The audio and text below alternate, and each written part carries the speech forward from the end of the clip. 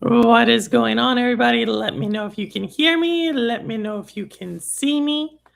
Thank you for your patience as I was. Oh, I don't have my purple light on. Ah, I'll try. I'll do it during a trailer.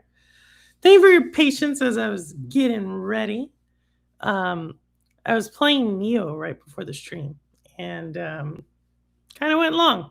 I'm at that point where it's a Metrovania, so I'm at that point where I'm like collecting everything before I do the final boss. And yeah, that's what I was doing.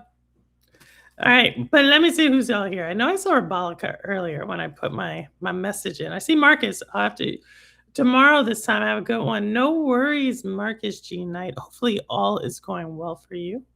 And there goes Rebolica. There goes Audi, and there goes Rouster. I see Crow. I was talking to Crow and Rouster yesterday in Jeff Janak's stream.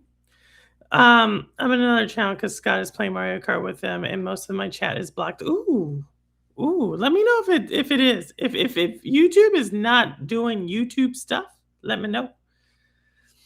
I know I was having issues. When was Cowboy streaming? Tuesday? I think it was Tuesday. The home screen wasn't working. As on TV, and the chat doesn't show up there. Oh, I don't know what's going on.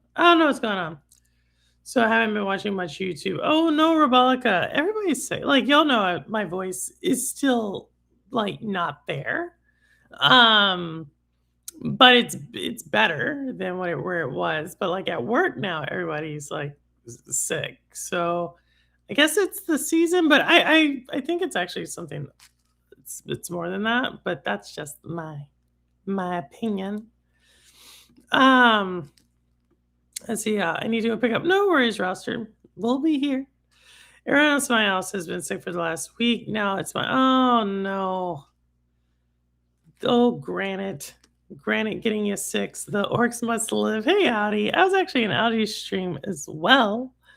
I've been in a lot of people's streams recently. So hopefully everyone's doing well there. And also, I don't know if she's in chat right now, but Wit, y'all know who Wit is. She comes through. She has like a super cool like channel idea. She wants to come on. She can explain it more, but it's like super cool. But I know I'm gonna talk to her tomorrow. But yeah, she has a really cool idea. Not necessarily gaming related, but I think it's a super cool topic she's doing. But yeah, so today, I mean, I'll be very honest, like we have some news, mostly Sony stuff, but there's some other stuff like that we've hit on in the past. And Rebolica dropped something in, so we're going to talk a little bit about EA. I've been searching a lot, so I did a lot of research on, not a lot, but there's like 3 different news stories with the Sims community and EA. I was actually quite surprised at it's like a whole like subculture of gamer that I am not even aware of.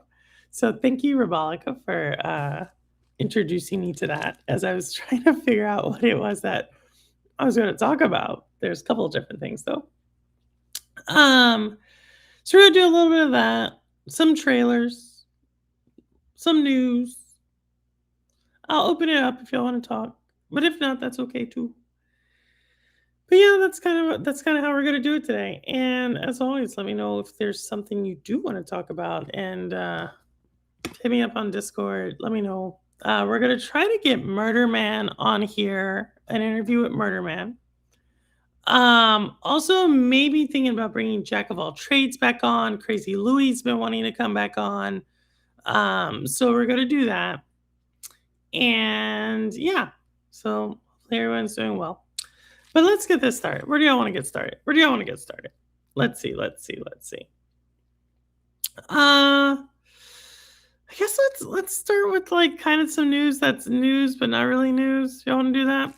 Let's do it. All right. So we're gonna talk a little bit about Sony price hikes. Oh, look at that. I'm in the background. I don't like it when it does that personally, but yeah, price hikes. We've officially I don't think this is like a gaming centric story personally. Like we've talked about price hikes before. We talked about uh last spring, did a live stream, members only live stream. And we talked about just like the state of the world. And so like price hikes, is it because of tariffs? Is it because of inflation? I Is it just because they feel like they can get more money? Like I all the above. All the above. You know what I mean? Like um I think there's a lot of things going on right now, and yeah, your gaming console is going to go up in price. Like, so if you want to lock in a better price, get it sooner. Um, but this is the same thing. Like name me something that's not going up in price. You know what I mean? Um, I think that's a better topic. But we saw Xbox do this. I assume Nintendo may do it. There's a couple of levers Nintendo has to pull that the others could pull as well, but Nintendo's in an interesting position. But yeah, that's kind of how I feel about price hikes in general. That they're all going up. I know that's, hey, Amy, thank you for that. Um, but let me know. I want to talk later though. You do. Howdy, you want to come on? We would love to have you on. I know you've have some life updates to give, so we would love to have you on later. But yeah, that's how I feel. I don't know. Uh, I feel like when I see like some of these articles, it's like almost like a repeat. Like, you know what I mean? 2025 had several of these articles, so curious if it was just slow. But I thought I would hit it up if y'all wanted to talk about it. But overall, I don't think it's a Sony thing. Like again, I think it's just the world we live in thing. And I don't know how that's going to end, very honestly. I don't think in modern history have we went through a business cycle, an economic cycle like we're going through right now. But I will say there's going to be a lot of pain ahead. I don't know if that's a very warm feeling, but yeah, if you want me to elaborate, I can elaborate. Hey, Zayla got a membership. That's super cool. And Rabalica, super, super cool. And Murder Man. We were just talking about Murder Man. We were just talking about old Murder Man there. But yeah, we can dig a little bit further if you want. Let me get my little banner up. But let's go on a little bit more with a little bit more Sony news. And I think this is like probably the bigger one. Let's do it like this. Let's do it like this. Let's do it like this. And we talked about this. We actually talked about this on this channel roughly around July or August of last year. Purple said, like, I had full confidence that Sony was going to push back the date of I said Sony and Xbox, by the way, are going to push back the date of their release. Now, the way they're framing it is because it's like there's a chip crisis, which is 100% true. Like yes, that's true. But I think the bigger thing is this is like a convenient crisis for them.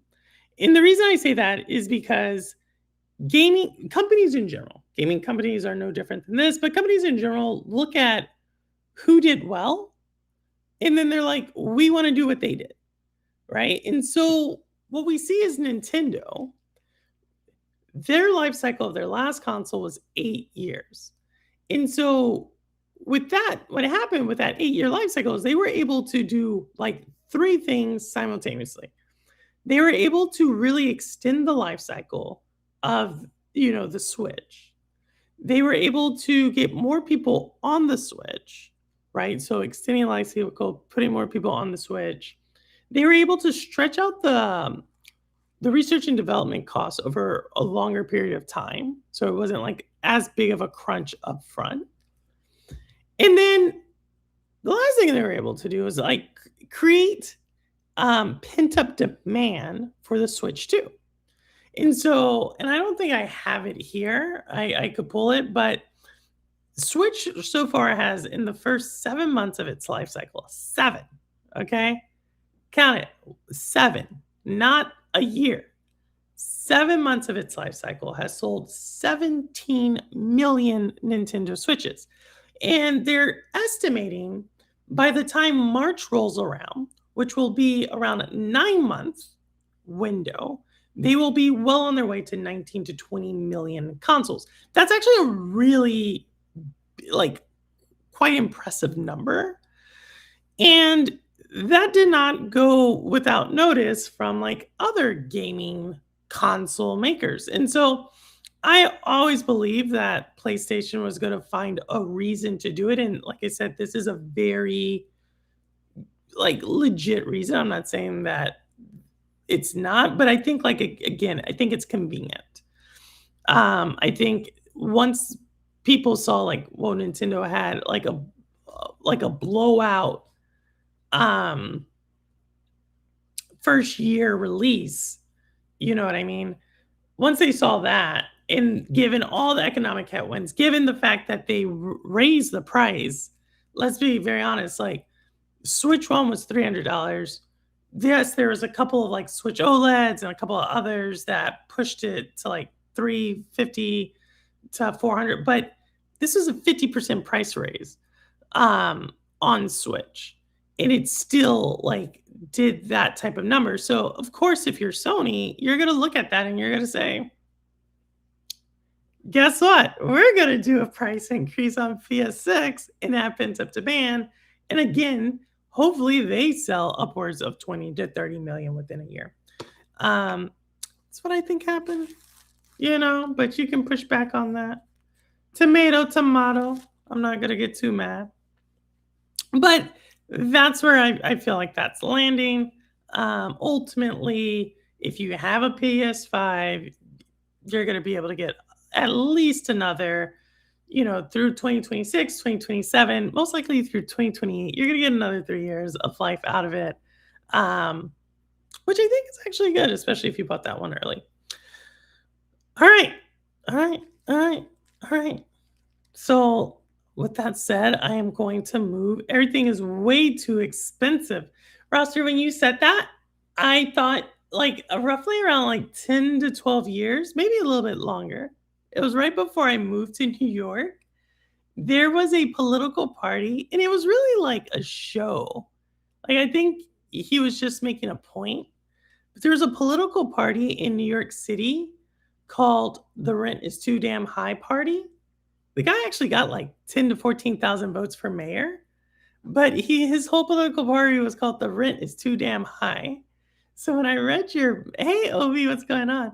When I read your thing, everything is way too expensive. I have an image of you running on a political platform called Everything is Too Damn Expensive. I don't know why that came to my mind, but when I read your message, I thought of that guy, and he actually has passed away, which is kind of sad. He passed away a couple of years ago, and he had he was a character. He was a character. PS5, let's go, Obi. Yeah, I know. Obi, you have a PS5. So that's what I thought, Roster, when you said that. I was like, you're gonna create a political party called Everything's Too Damn High. But yeah, everything's expensive. That should not come as it is what it is.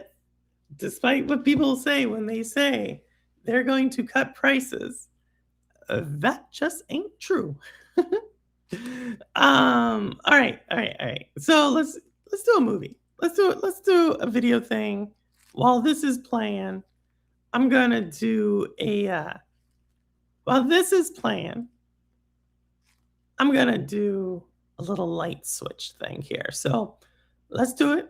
Here's the first trailer. Let me know what y'all think. Let me know if y'all have seen this one. I haven't shown this one, but yeah, just really interesting. All right. No! That's gonna leave a mark.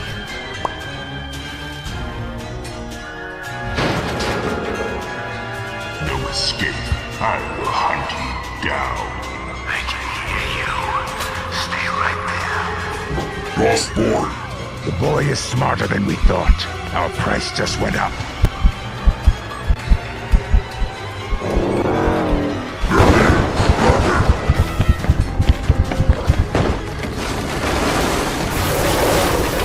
I will capture him.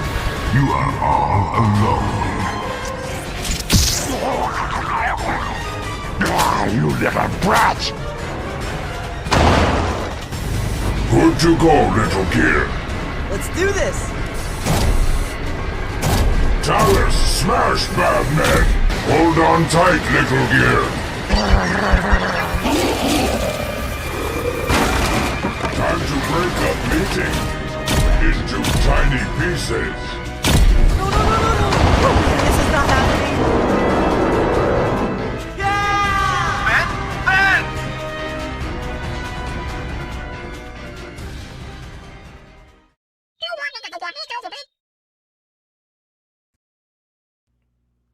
That is They Will Come. Look, I got the purple light in time, but that is They Will Come. When I first saw the trailer, it reminded me a lot of Guilt, but I think it's more or less meant to be like more actiony comedy, as where Guilt is like kind of dark.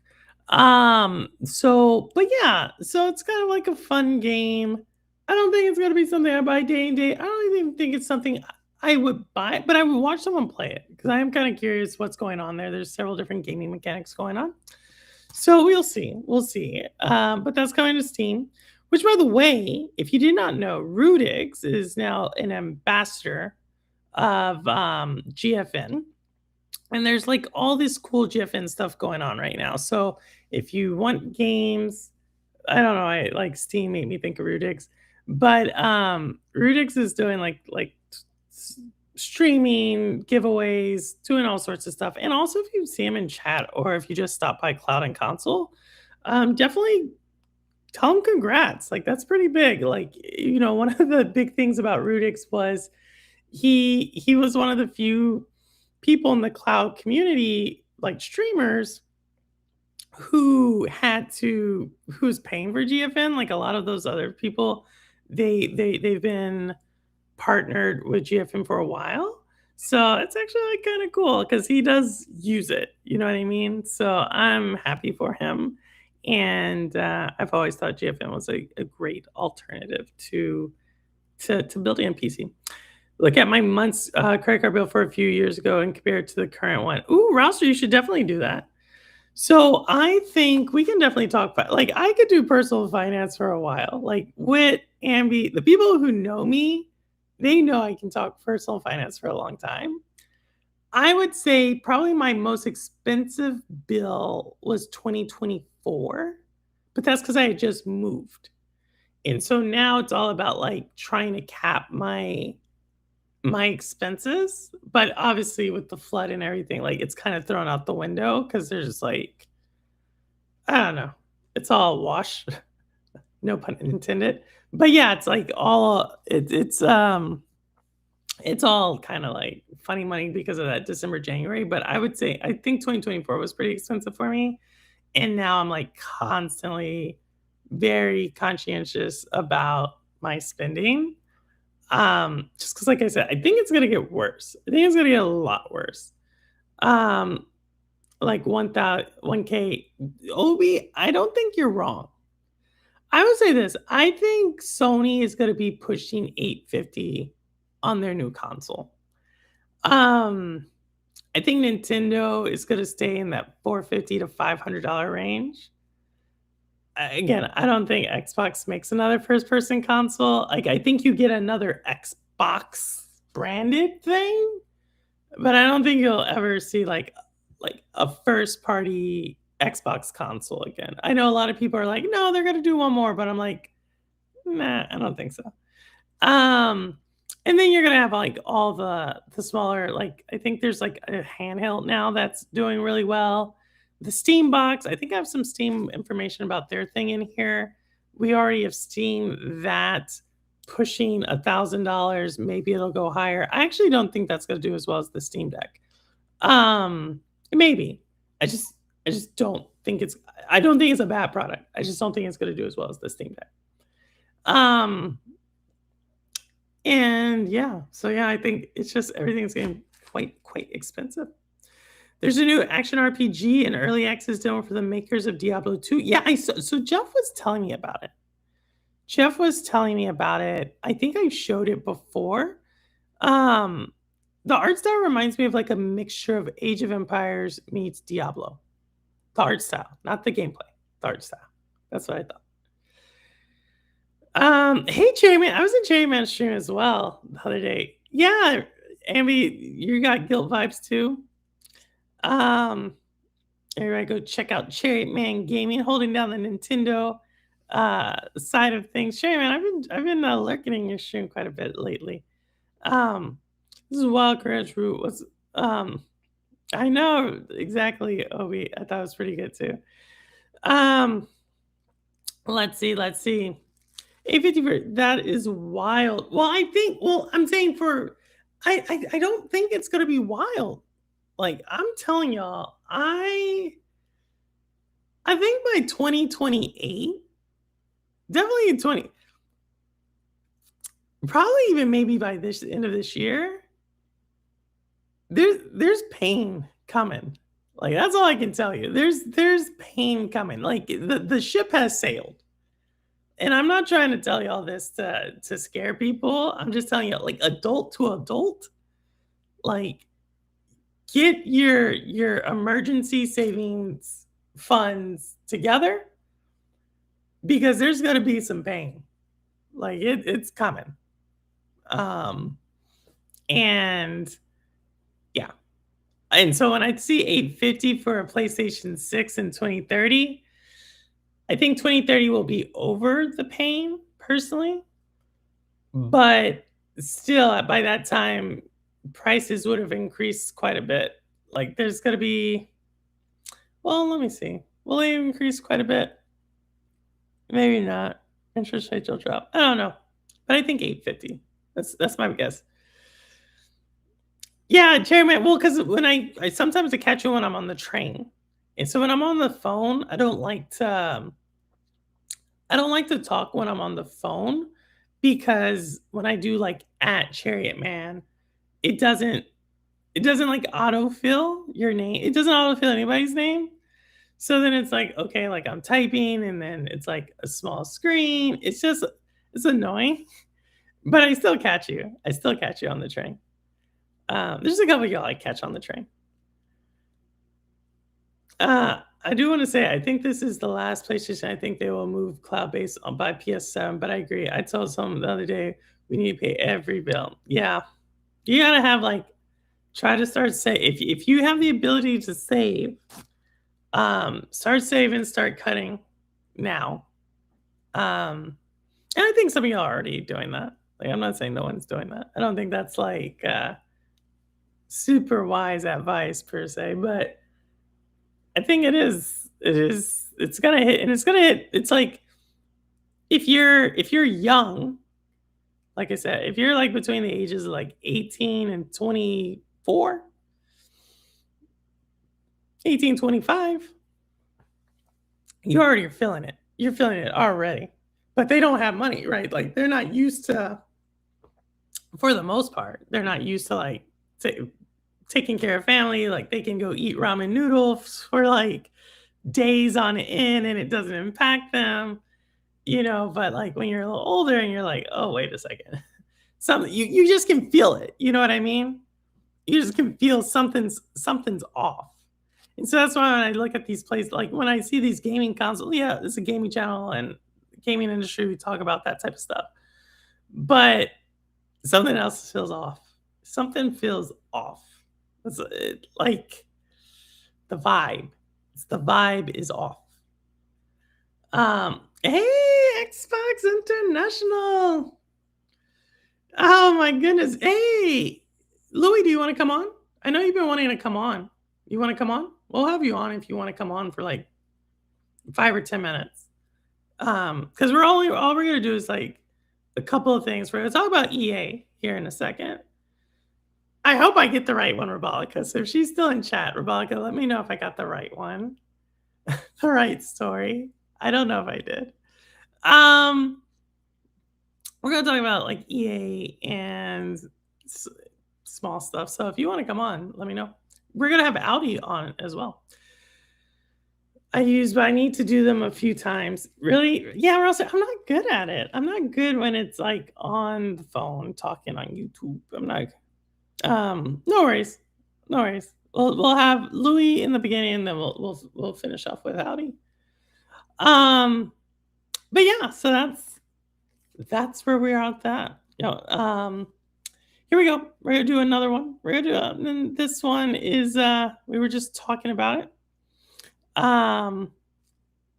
Make sure I can get it. And it's right here. Valve admits Steam Deck is experienced. So we're just talking about this. We're just talking about this. I think this is actually again a blessing in disguise for Valve, because it really is going to give them like a little bit more time to make sure they land what they're trying to do. Just their overall hardware strategy. Like, do they want to still maintain like in that kind of like budget friendly, like do they want to do a new iteration of hardware? I think it's good. Like again, I think all companies are kind of experiencing this. I don't think it's a gaming thing. I think it's an everywhere thing. So that's why I don't really want to harp too much on it, just because like right now, so much of the stories I think in gaming are it's kind of like the same thing that we've seen over the last 2 years. You know what I mean? Like whether it's like here goes another one. Here goes another one. Where'd it go? More gaming layoffs. Riot Games, Unfortunately, I had never heard of this game, by the way. There's a fighting game that had been in development for 10 years, laying off people. Again, like I said, like you could probably take 2024, 2025, 2026, put them all in like this little blender. It's going to be the same story. There's going to be consolidation. There's going to be layoffs. There's going to be games that fail. There's going to be like games that are failing in like relatively saturated genres. And there's going to be price increases. Like I don't know what to tell you. Like, I don't see anything changing. I think like we need an entirely new like generation, or maybe generation is not the right word. We need like an entirely new like leaders in gaming, which I think we're getting, right? We're seeing indie games come through. A lot of indie developers who are now indie publishers, kind of taking up the mantle. And your legacy ones are like kind of going out to pasture. And we're going to talk about EA here in a second, like I said. But that's what I kind of see what's going on. Like, I wish I had some better news. I wish I had better news. It was in I told you it was an everywhere thing on an Xbox thing. See? What? Louis, what do you mean? What do you mean? What you mean? But yeah, that's what I see. Hey, what's going on? How are you doing, man? How are you doing? How are you doing? Hopefully you're doing well. But yeah, we got that. We're gonna do another trailer. How about that?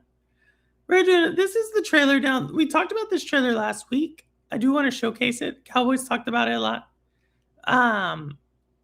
But yeah, I haven't seen this since last week. So let me know what y'all think about this. I have some feelings and thoughts on it. But yeah, so with that, here's the next trailer.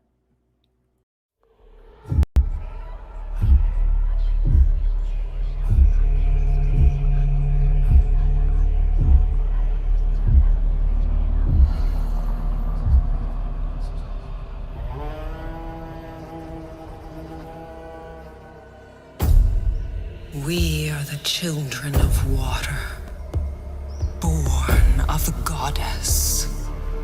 You filthy creatures. Faithless, soulless, unclean. This world was never yours to keep. How dare you stand in the way of purity, little king?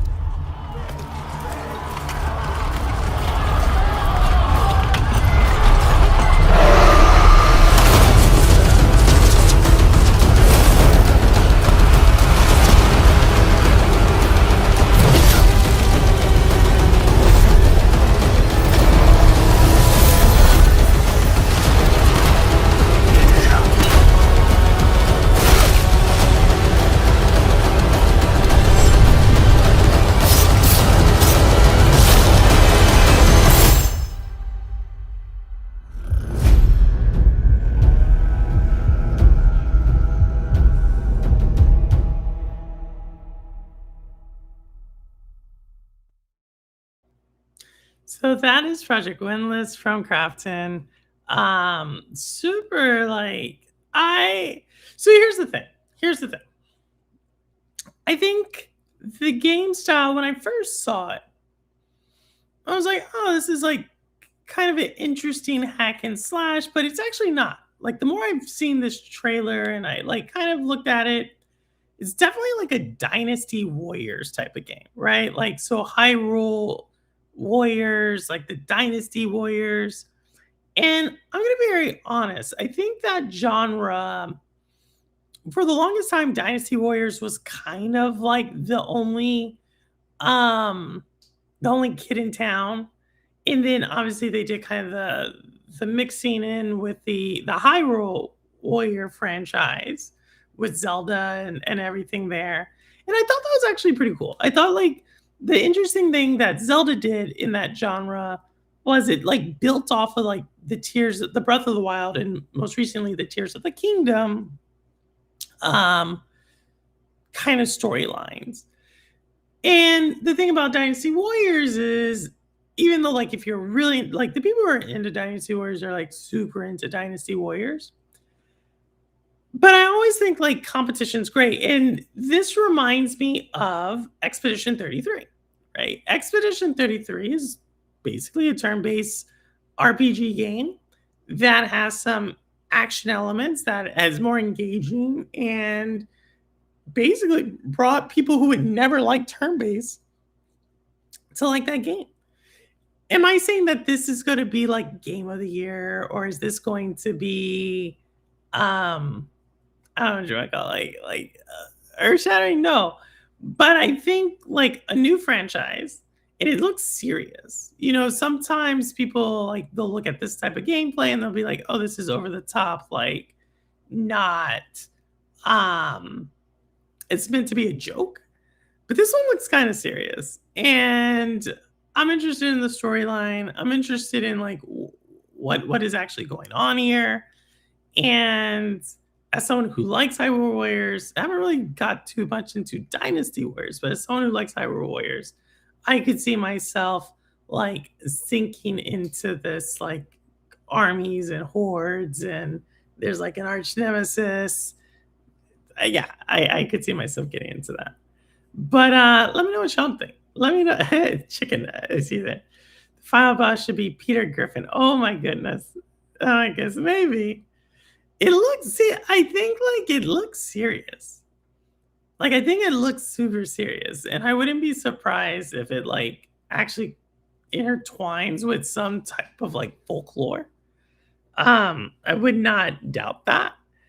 And but yeah, I mean, we'll see. It's it's the piss of Zelda Fable Chicken looking for revenge. Oh my goodness. Oh my goodness. I played some Dynasty Warriors. It didn't really hold my interest. Yeah, Roster, I think like Dynasty Warriors, who could I see really getting into Dynasty Warriors in our community? Geek the Sneak, I think. Not Geek the Sneak. Suave. If y'all remember Suave Polo, I could see Suave being like a Dynasty Warriors type, right? Because Suave is the type who just likes to mow down like whatever it is in a game. He just likes to go in, kill like thousands upon thousands upon thousands of whatever it is, and call it a day. And so I could see him liking it. But for others, like I think Rouster, you're kind of more like you're kind of like a build person. I think you like to like figure out the combinations. Like you get your mind really works there. Uh Ambi's more like a deck builder, you know. Audi could do it. Audi has a very eclectic taste in gaming. Like Zalik, she's like what? Like more of like an action adventure type of gamer. I'm a puzzle gamer, right? Puzzle and Metroidvania, Simpleton's Metroidvania. Obi Rose Kenobi's a fighter. He's a fighter gamer. Like everybody has their different things. So I just bring this one up because it does have some like action adventure elements to it, but it definitely to me feels like a dynasty. I don't even know what you would call Dynasty Warriors. What is it like? 1 versus 1,000? I don't know what that game is called. I'm here and ready to go live. Are you in the background? Oh! I haven't even put the link. I'm like, where are you? You're not here. It's because I haven't put the link. My bad, Louis. I haven't put the link. And then so we'll have Louis, we'll talk, then I'll do the rest of the show, and then Audi will get you if you want. We'll do it like that. We'll have Louis first, and then we'll take Audi. Let me know if this gets to you. Let me know if that gets to you. I do back for it's a strategy. Yeah, I think I could see that. Y'all like that combination type of thing. Squids is another deck builder type. It's interesting to see everybody. Robotic is obviously a simulator. Right? We do have to get to Sims. We will be getting to Sims after Louis. Crazy Louis, what's going on? How you doing, Purple? How's everything today? I mean, today is blow up day out there on Twitter, but it's okay, you know? What's wrong on Twitter? What's wrong on Twitter? You did not see what happened, though. Oh. No, I don't. I really have not. You have not heard that Sony closed down Blue Point, and everybody out there is furious. Which one's Blue Point? I think I do have that article up here. So Blue Point is the one that created Demon Souls, and it's the one that created Last of the Colossus, something like that. The name was because they were pretty good at doing the remakes though, and everybody just God, how I thought I had that story. Yeah, this one. You're saying this story, right? Yep, that's it right there. Yep, that's it. And everybody went furious. You can't believe how mad people went out there because of that, though. They went furious about it. And I keep on saying Sony needs to get on that wheel, that third-party wheel, because people are not buying their games. I don't think so. I'm telling you. I mean, there was a report, and you need to look for it. It's from which I have it on queue for tomorrow. It's a guy who was talking about how single-player games are just not hitting it off like they used to. And it's more live service games, like why, this is why Sony pivoted to live service. He explaining everything. He even grabbed The Last of Us as an example, and he noticed that on The Last of Us, like from PlayStation 4, that nearly like 40 or 50 people percent, 40 or 50 people, percent of the people finished the game.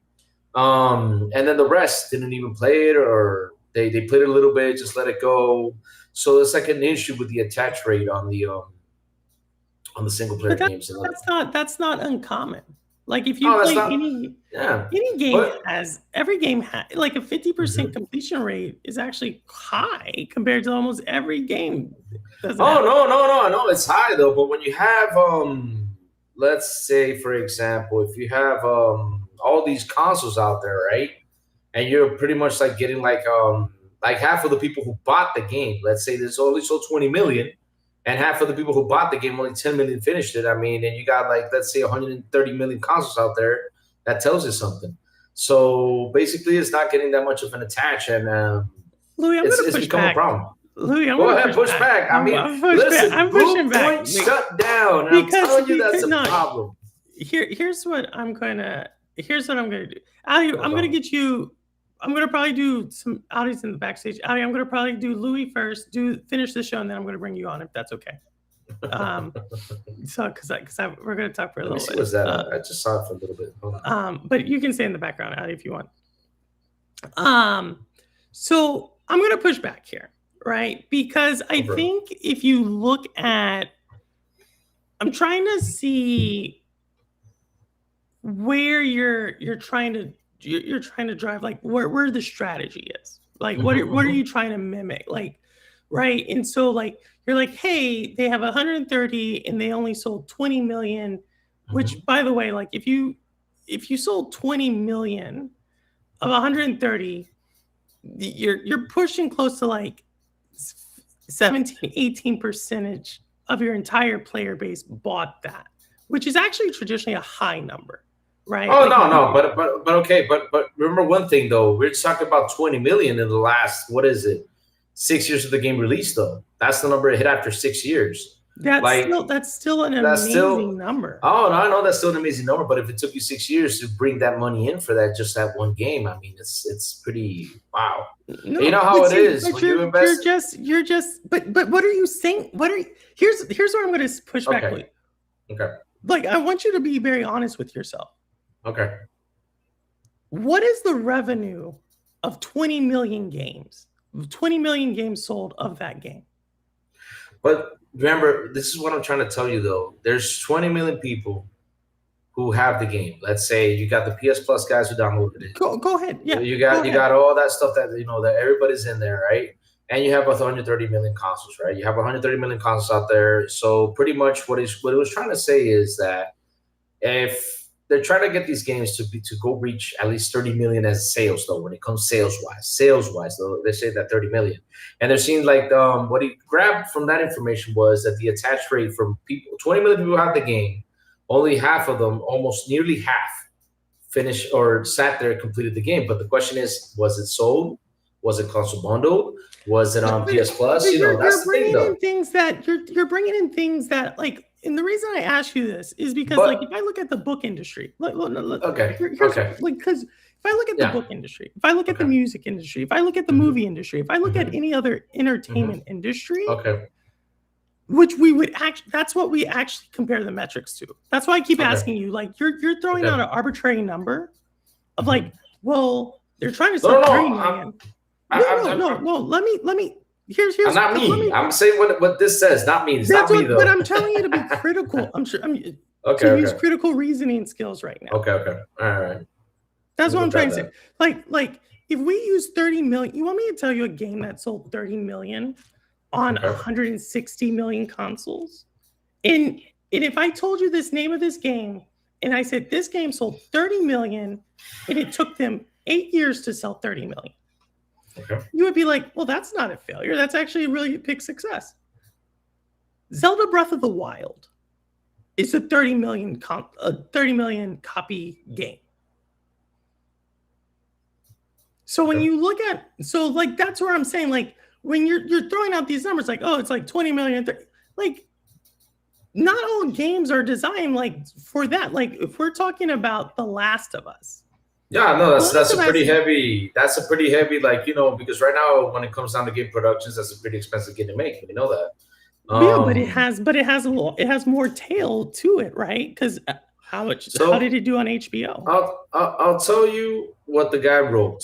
This is what he wrote. This is what he writes. Single player narrative games are having a tough time meeting historical expectations. Bell notes.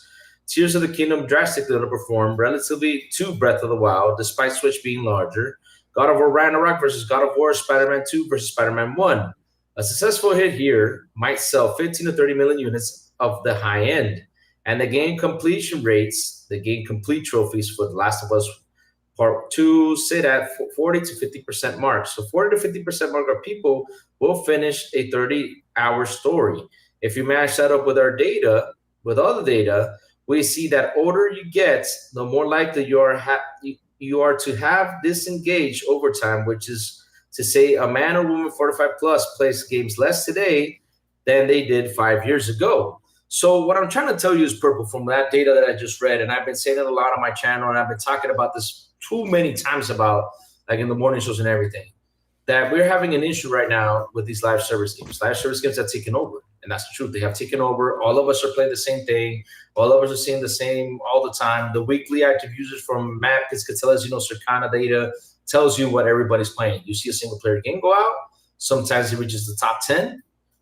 Sometimes it gets into almost beneath the top. Like, I've never seen it like go to the top 5, but sometimes it gets there. But then, like, after a month or two, it fades away. We're back to these active weekly playing games like Fortnite, like all this stuff that people are actually playing. So the problem is right now that I see a lot is that as gamers, we have like literally expanded from the box to other places to game. I'm seeing that a lot. So the question is, how many users do you have, for example, on, let's say, Demon Souls right here? Demon Souls came out in 21. They made it phenomenal. I'm telling you, they made a phenomenal game with that. I'm not kidding you. They did good. When you compare it to Elden Ring, the game even looks better than Elden Ring. Those guys really put a lot of work into it. Sum up your argument in one sentence. Because I'm not going to many places. But for example, the game only sold 2 million copies, but they never put it on PC. So what happens if they would put it on PC? How much will this drag in? What's your argument, though? What is so your my point is that Sony has to take the third party run when it comes to these games, because if they keep locking them in, they're going to lose money. So this is why I can't with y'all. This is why I can't with you. Why? Why because not? You throw out all these statistics. You throw out all these statistics. Yeah, okay. You throw out this, like this, you throw out this, like this writer. I don't even know this writer. But you throw out all these you throw out all these things. And then when I ask you, like, okay, so where are you going? Because it's hard for me to follow. Okay, sorry. Then you tell me. No. Okay. But I'm just telling you. Like, okay. This is okay. Then you throw out this thing like, well, they have to go third party now. It's like, of course. What the F? Like I could have threw out all the same statistics, and then I could have said something like, I could have threw out all the same statistics, and I could have said, that's why they need to now make Demon Soul jerseys. Like, it doesn't relate. You did not. You just okay. But again, again, I'll repeat it then. If you have, let's say right now on PlayStation 5, right now you're 90 million consoles and the game sold 2 million. And that's the last number it gave in 2022. That's how long it's been since they've given the number of that game. So what are you going to do to generate more money for that game? You're just going to leave it there, wait to see if they decide to go ahead and buy it or not? Or should you pitch it to other players that do play those games that go ahead and buy it? Or just leave it there? Because here's the thing. That's the thing I don't, that's... No, let me, because like, that's why I tell you, like, why won't you, like, here's why. Because this is why I tell you, what are you comparing it to? All you're looking at is it from, and I'm not saying you're wrong. Let me make that very clear. But what I am going to say is, like, let's look at, and I'm going to use another industry that is relatively large. Okay. And then you would ask, like, why would they do that? So let's look at this one. Okay. The book industry. Do you know a lot about the book industry? Not that much. Okay, let me give it to you. Let me give it to you. There's basically 5 main publishers in the book industry. There's main 5. There's a whole bunch of them, but there's mainly 5 main publishers. Some of the biggest, like in booking, it's kind of like games. Someone writes a book, the publisher puts it out there, and then people go buy it. However, some of the biggest, most like marketed books, the ones that win all the awards, are not New York Times bestsellers. They win other awards. They win awards that are like National Book Award, all these other. So then you're asking yourself, well, why did they spend all this money? Why did they do that if they're not going to sell a bunch of books? And so then because if that's the case, then you would be like, well, no, they should always want to have a New York Times bestseller. But here's the thing. Okay. The reason why book companies have this diversification, where some of the books sell a whole bunch of books, and some of the books won a bunch of awards, but no one like actually buys them, is because it's still about branding. It's still because book companies want to be able to say it. And so when you say like, oh, they need to put it all on like third party, maybe. But that's such a short-sighted look. It's short-sighted way of thinking.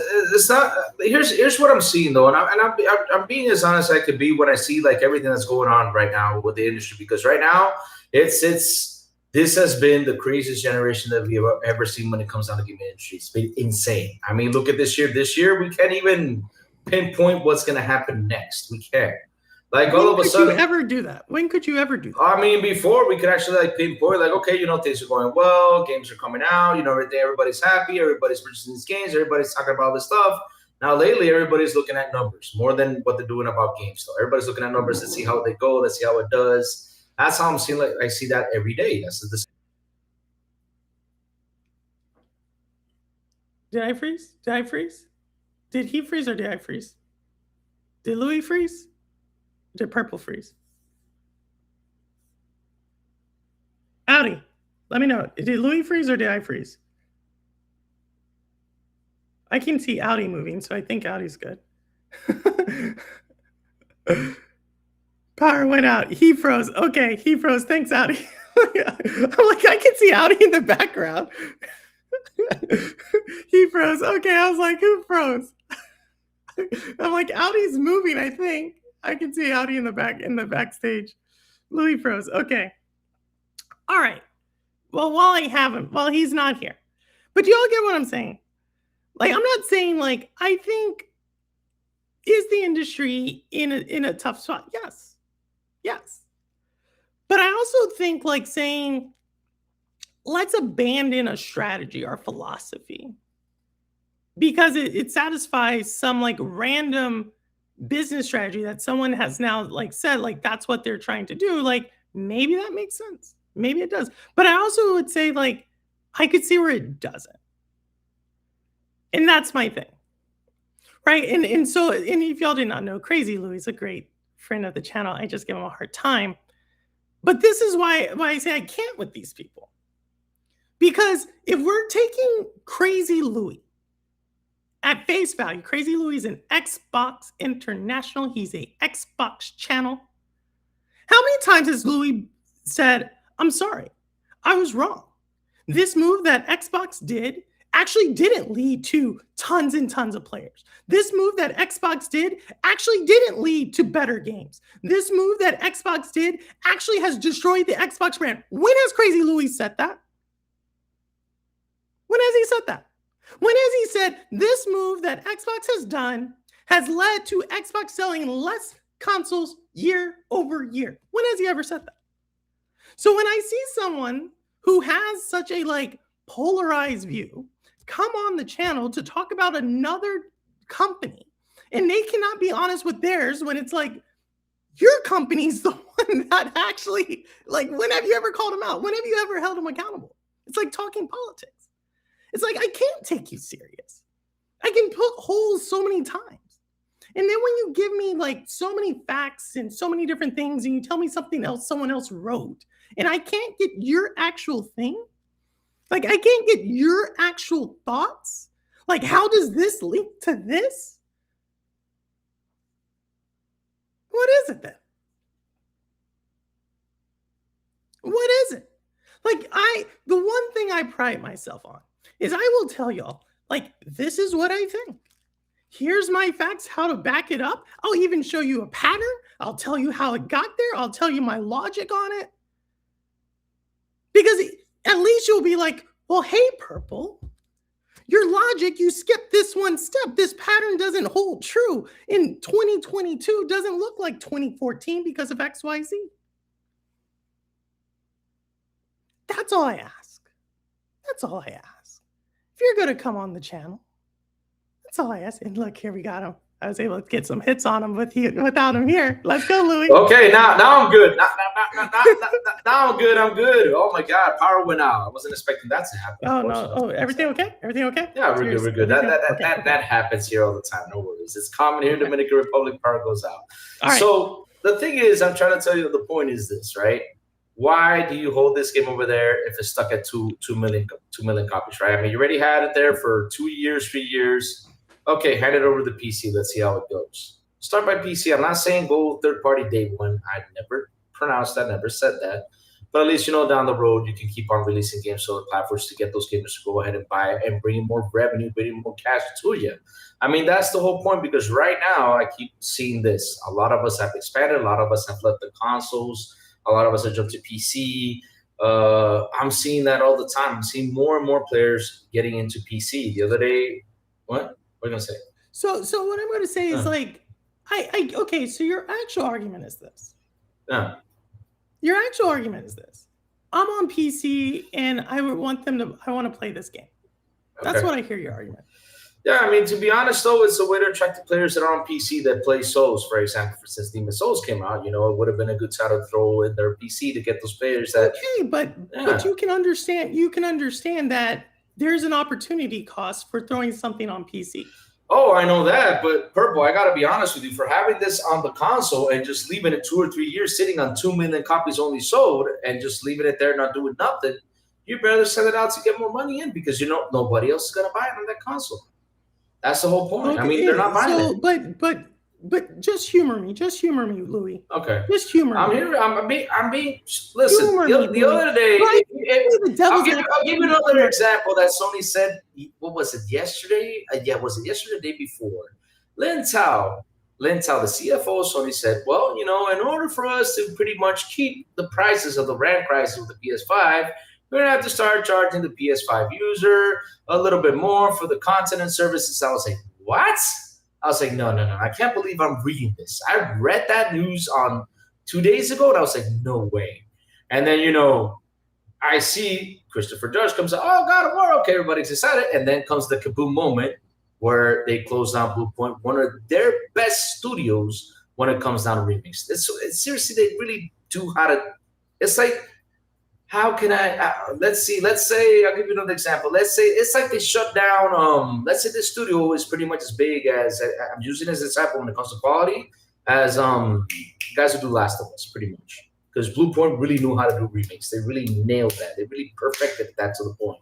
So they closed down the studio. I had to ask you who Blue Point was and that you just now compared it to Santa Monica. That's not Santa Monica, though. Santa Monica's got a more. or Naughty Dog. Naughty Dog, yeah, Naughty Dog. They were pretty good, though. I'm not kidding you. They really did a good job. They really did. No joke. I'm telling you when it comes to Lloyd. Here's my thing. Okay. Here's my thing. Where was this energy when over the last 3 years Game Pass has raised their price by 100%? I tackled that down. I tackled it down. Where was this energy? I destroyed it. I wasn't happy on price hike. I was not. I'm still not happy with price hike. You didn't come on this channel talking about, man, Xbox. Oh, no, I did not. No, I did not. You didn't have me on here, but that's true, though. But I did on my show. I haven't come back. That's true, though. But it doesn't mean that I'm hiding or something because of that. Because on my channel, I did tackle it, though. I was really mad about it. Oh, yeah. And I really said, to honest truth, that I hope it doesn't keep on going. Where was this energy when they cut off Hi-Fi Rush? Oh, it was there, trust me. Because I was a student, I did not want it to be shut down. Louis, when was this? Where was this energy when y'all were like, oh, look, we because this was all during the Stadia days. Look at the roadmap we have. Look, we got Contraband. We have Hellblade. We have Hellblade, yes.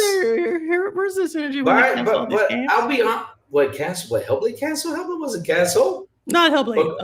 But Contraband is Contraband is a third-party studio, though. I mean, the biggest hit that we got from Xbox that I was really mad about was Perfect Dark. I always said this. Perfect Dark?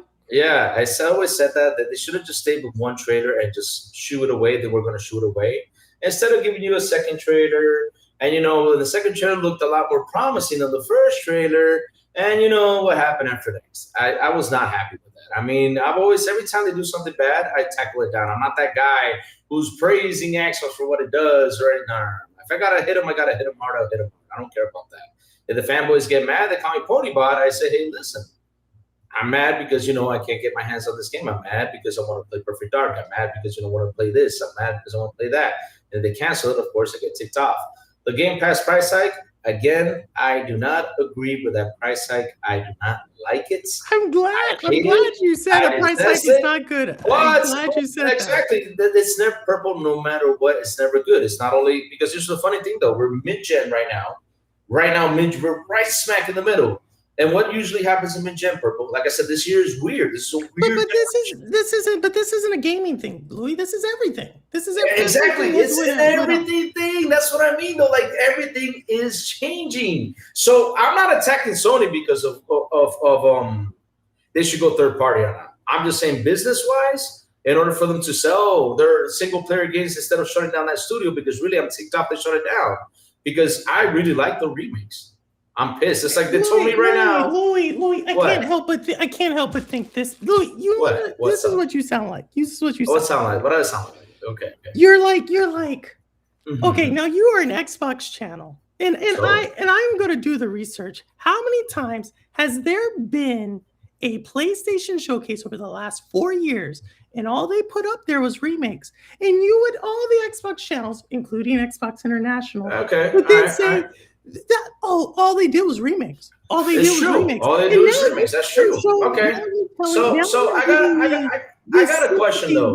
I got a question. Here's the thing though. I got a question though. When you zoom in. No. Sorry. Damn you, Kevin, stop zooming in. It's because I do this and it goes zoom in. If I do, God, I gotta fix that. So you went way in.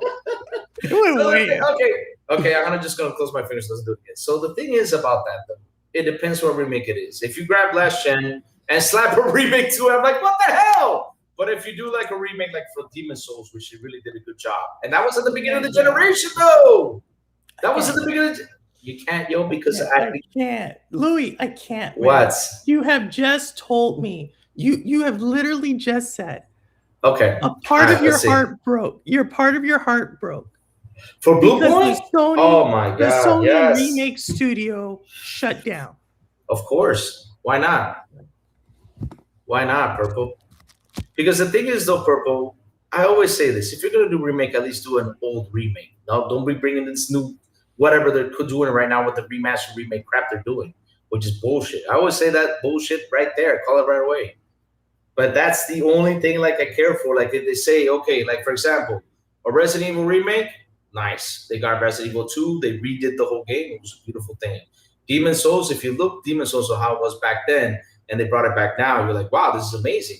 So you have this studio that can actually sit there, grab the really old games out there from back in the day, sit there and remake this game as beautiful and polished as it can be. I'm down for it, but you cannot bring me a Last of Us that I got a remaster last gen. You cannot bring me a Last of Us 2 that got a remaster last gen. You cannot bring me what else? Because they were stuck with the whole remaster remake thing with these new games. And I was like, why are they doing these recent games? Do one that's older. Bring something that's old back. But they do all these new games that doesn't even need that word attached to it. I 100%. You changed my mind. I'm a safe person now. Tell me how.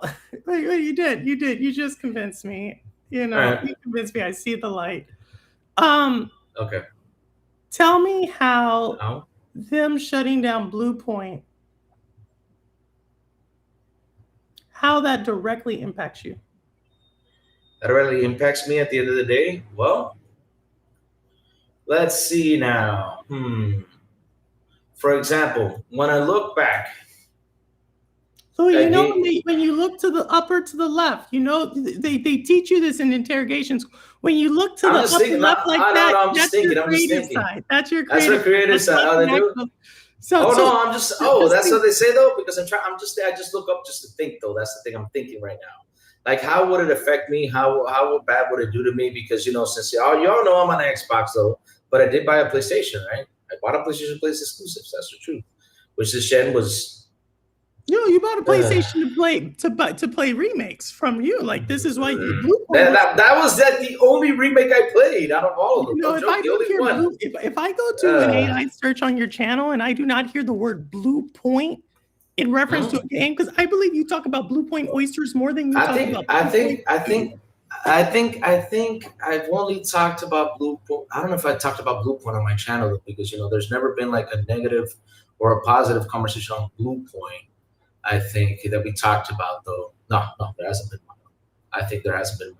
So is it fair to say, Louis, that because I believe you, I believe you. I am changed. I'm like, man, this is horrible. This is horrible. No, it's a horrible decision, and it sucks when that happens. But but at the end of the day, as I look at it, I'm just like saying, when you see a studio like this shut down, it affects all of us. Because let's say if you got studios, no, we're all in it together. We're all in it together.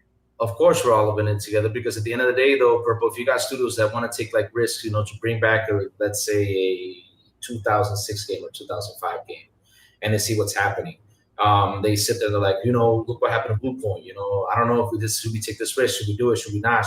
That's the bad side about it, because you know how it is nowadays. Everybody's scared to push a little bit the limit, when it comes down to gaming. Right now, it's like everybody's going for the sure thing. Okay, let's give you a Souls. Let's give you an open world. Let's give you yada yada yada, all this stuff. And that's why, for example, you play more indie games than ever. I'm doing the same thing too. I'm playing a ton of indie games nowadays. Louis, what because it's different. Talking about that they don't want to. You brought me in to. Well, wait. Let me. But if you let me finish explain, then you'll understand where I'm going with this. Okay. It's like they don't want to take that risk. For example, a big example is Rainbow Six. I miss the Rainbow Six campaigns. You ever play Rainbow Six, Purple? Yes. Don't you miss Vegas? Don't you miss I played Siege. I played Siege. You didn't. You didn't play Vegas though? Oh my god. Same thing with Ghost Recons. I always keep on saying, why don't they come back to those 15-hour story games? At least release some instead of going to these open worlds and doing something good. Because crap. That's another thing. We don't have enough time as adults. Our time is less and less and less to sit down and play these long, adventurous games. Though, at least give us like 2 or 3. Give us more of these type of games. We're not getting them. All we're getting is these big ass games. With $1 billion budgets or $1 million budgets that.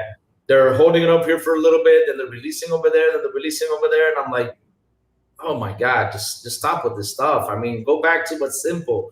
Let gaming be fun. How it was. At least release 2 or 3 games like that, like the indie side has been doing, because indie's been kicking butt. I gotta say, I admit to it. I'm in love with indie. That's all I've been playing these past couple of days. Taking a break from these big AAA games. What's the last indie game you played? Oh my god, Purple! I'm not gonna tell you because I'm embarrassed. I'm not gonna tell you.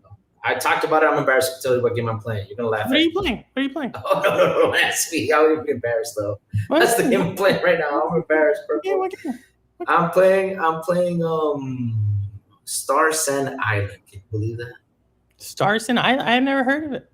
You never heard of that game? Oh my god! It's one of those games where you sit down and you build stuff and you do stuff like, for example, craft a wall, craft this, craft that, or those similar games. I played a ton of Crime Scene Simulator. Wow, that was a good game. Dave the Diver, for example, I love. Did you play Dave the Diver, Purple? Dave the Diver. Louis, I'm sorry, Louis. I'm so sorry. Louis, I'm so sorry.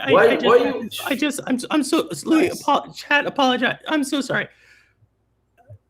You just mentioned all these games, Dave the Diver. Yeah.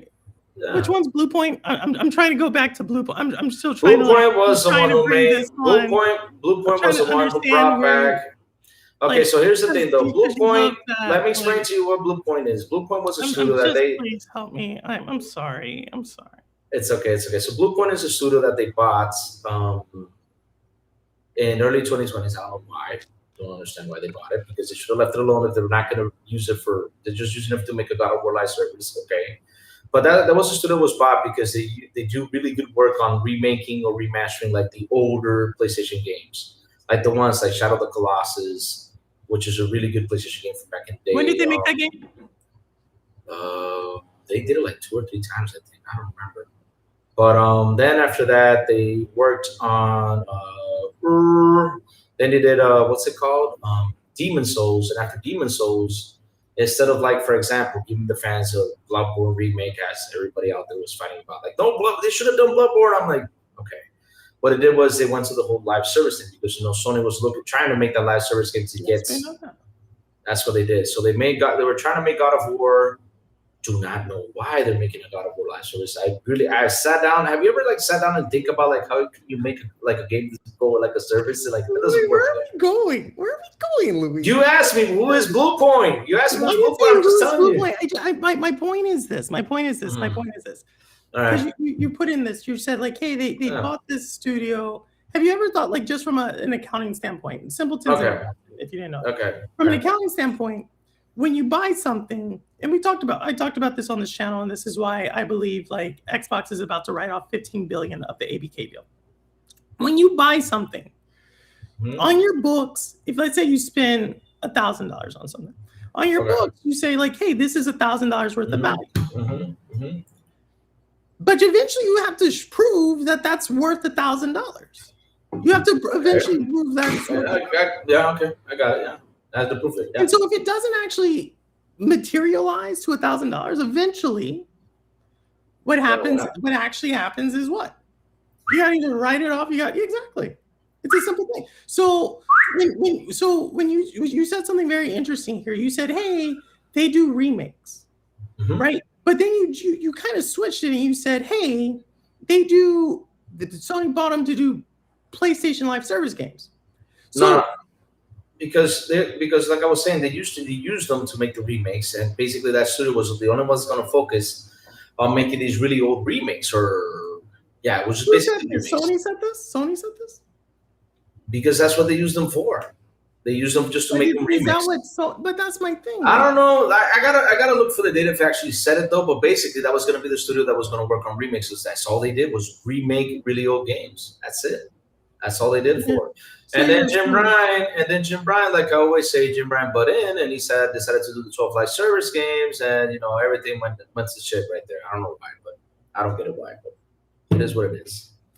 That's I'm right. not obsessed with it, Simpleton. Louis obsessed with it. He's gonna do a whole show tomorrow about it.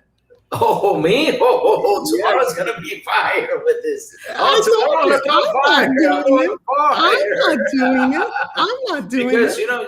you know what I'm happy about though, Purple, about this is that they woke up.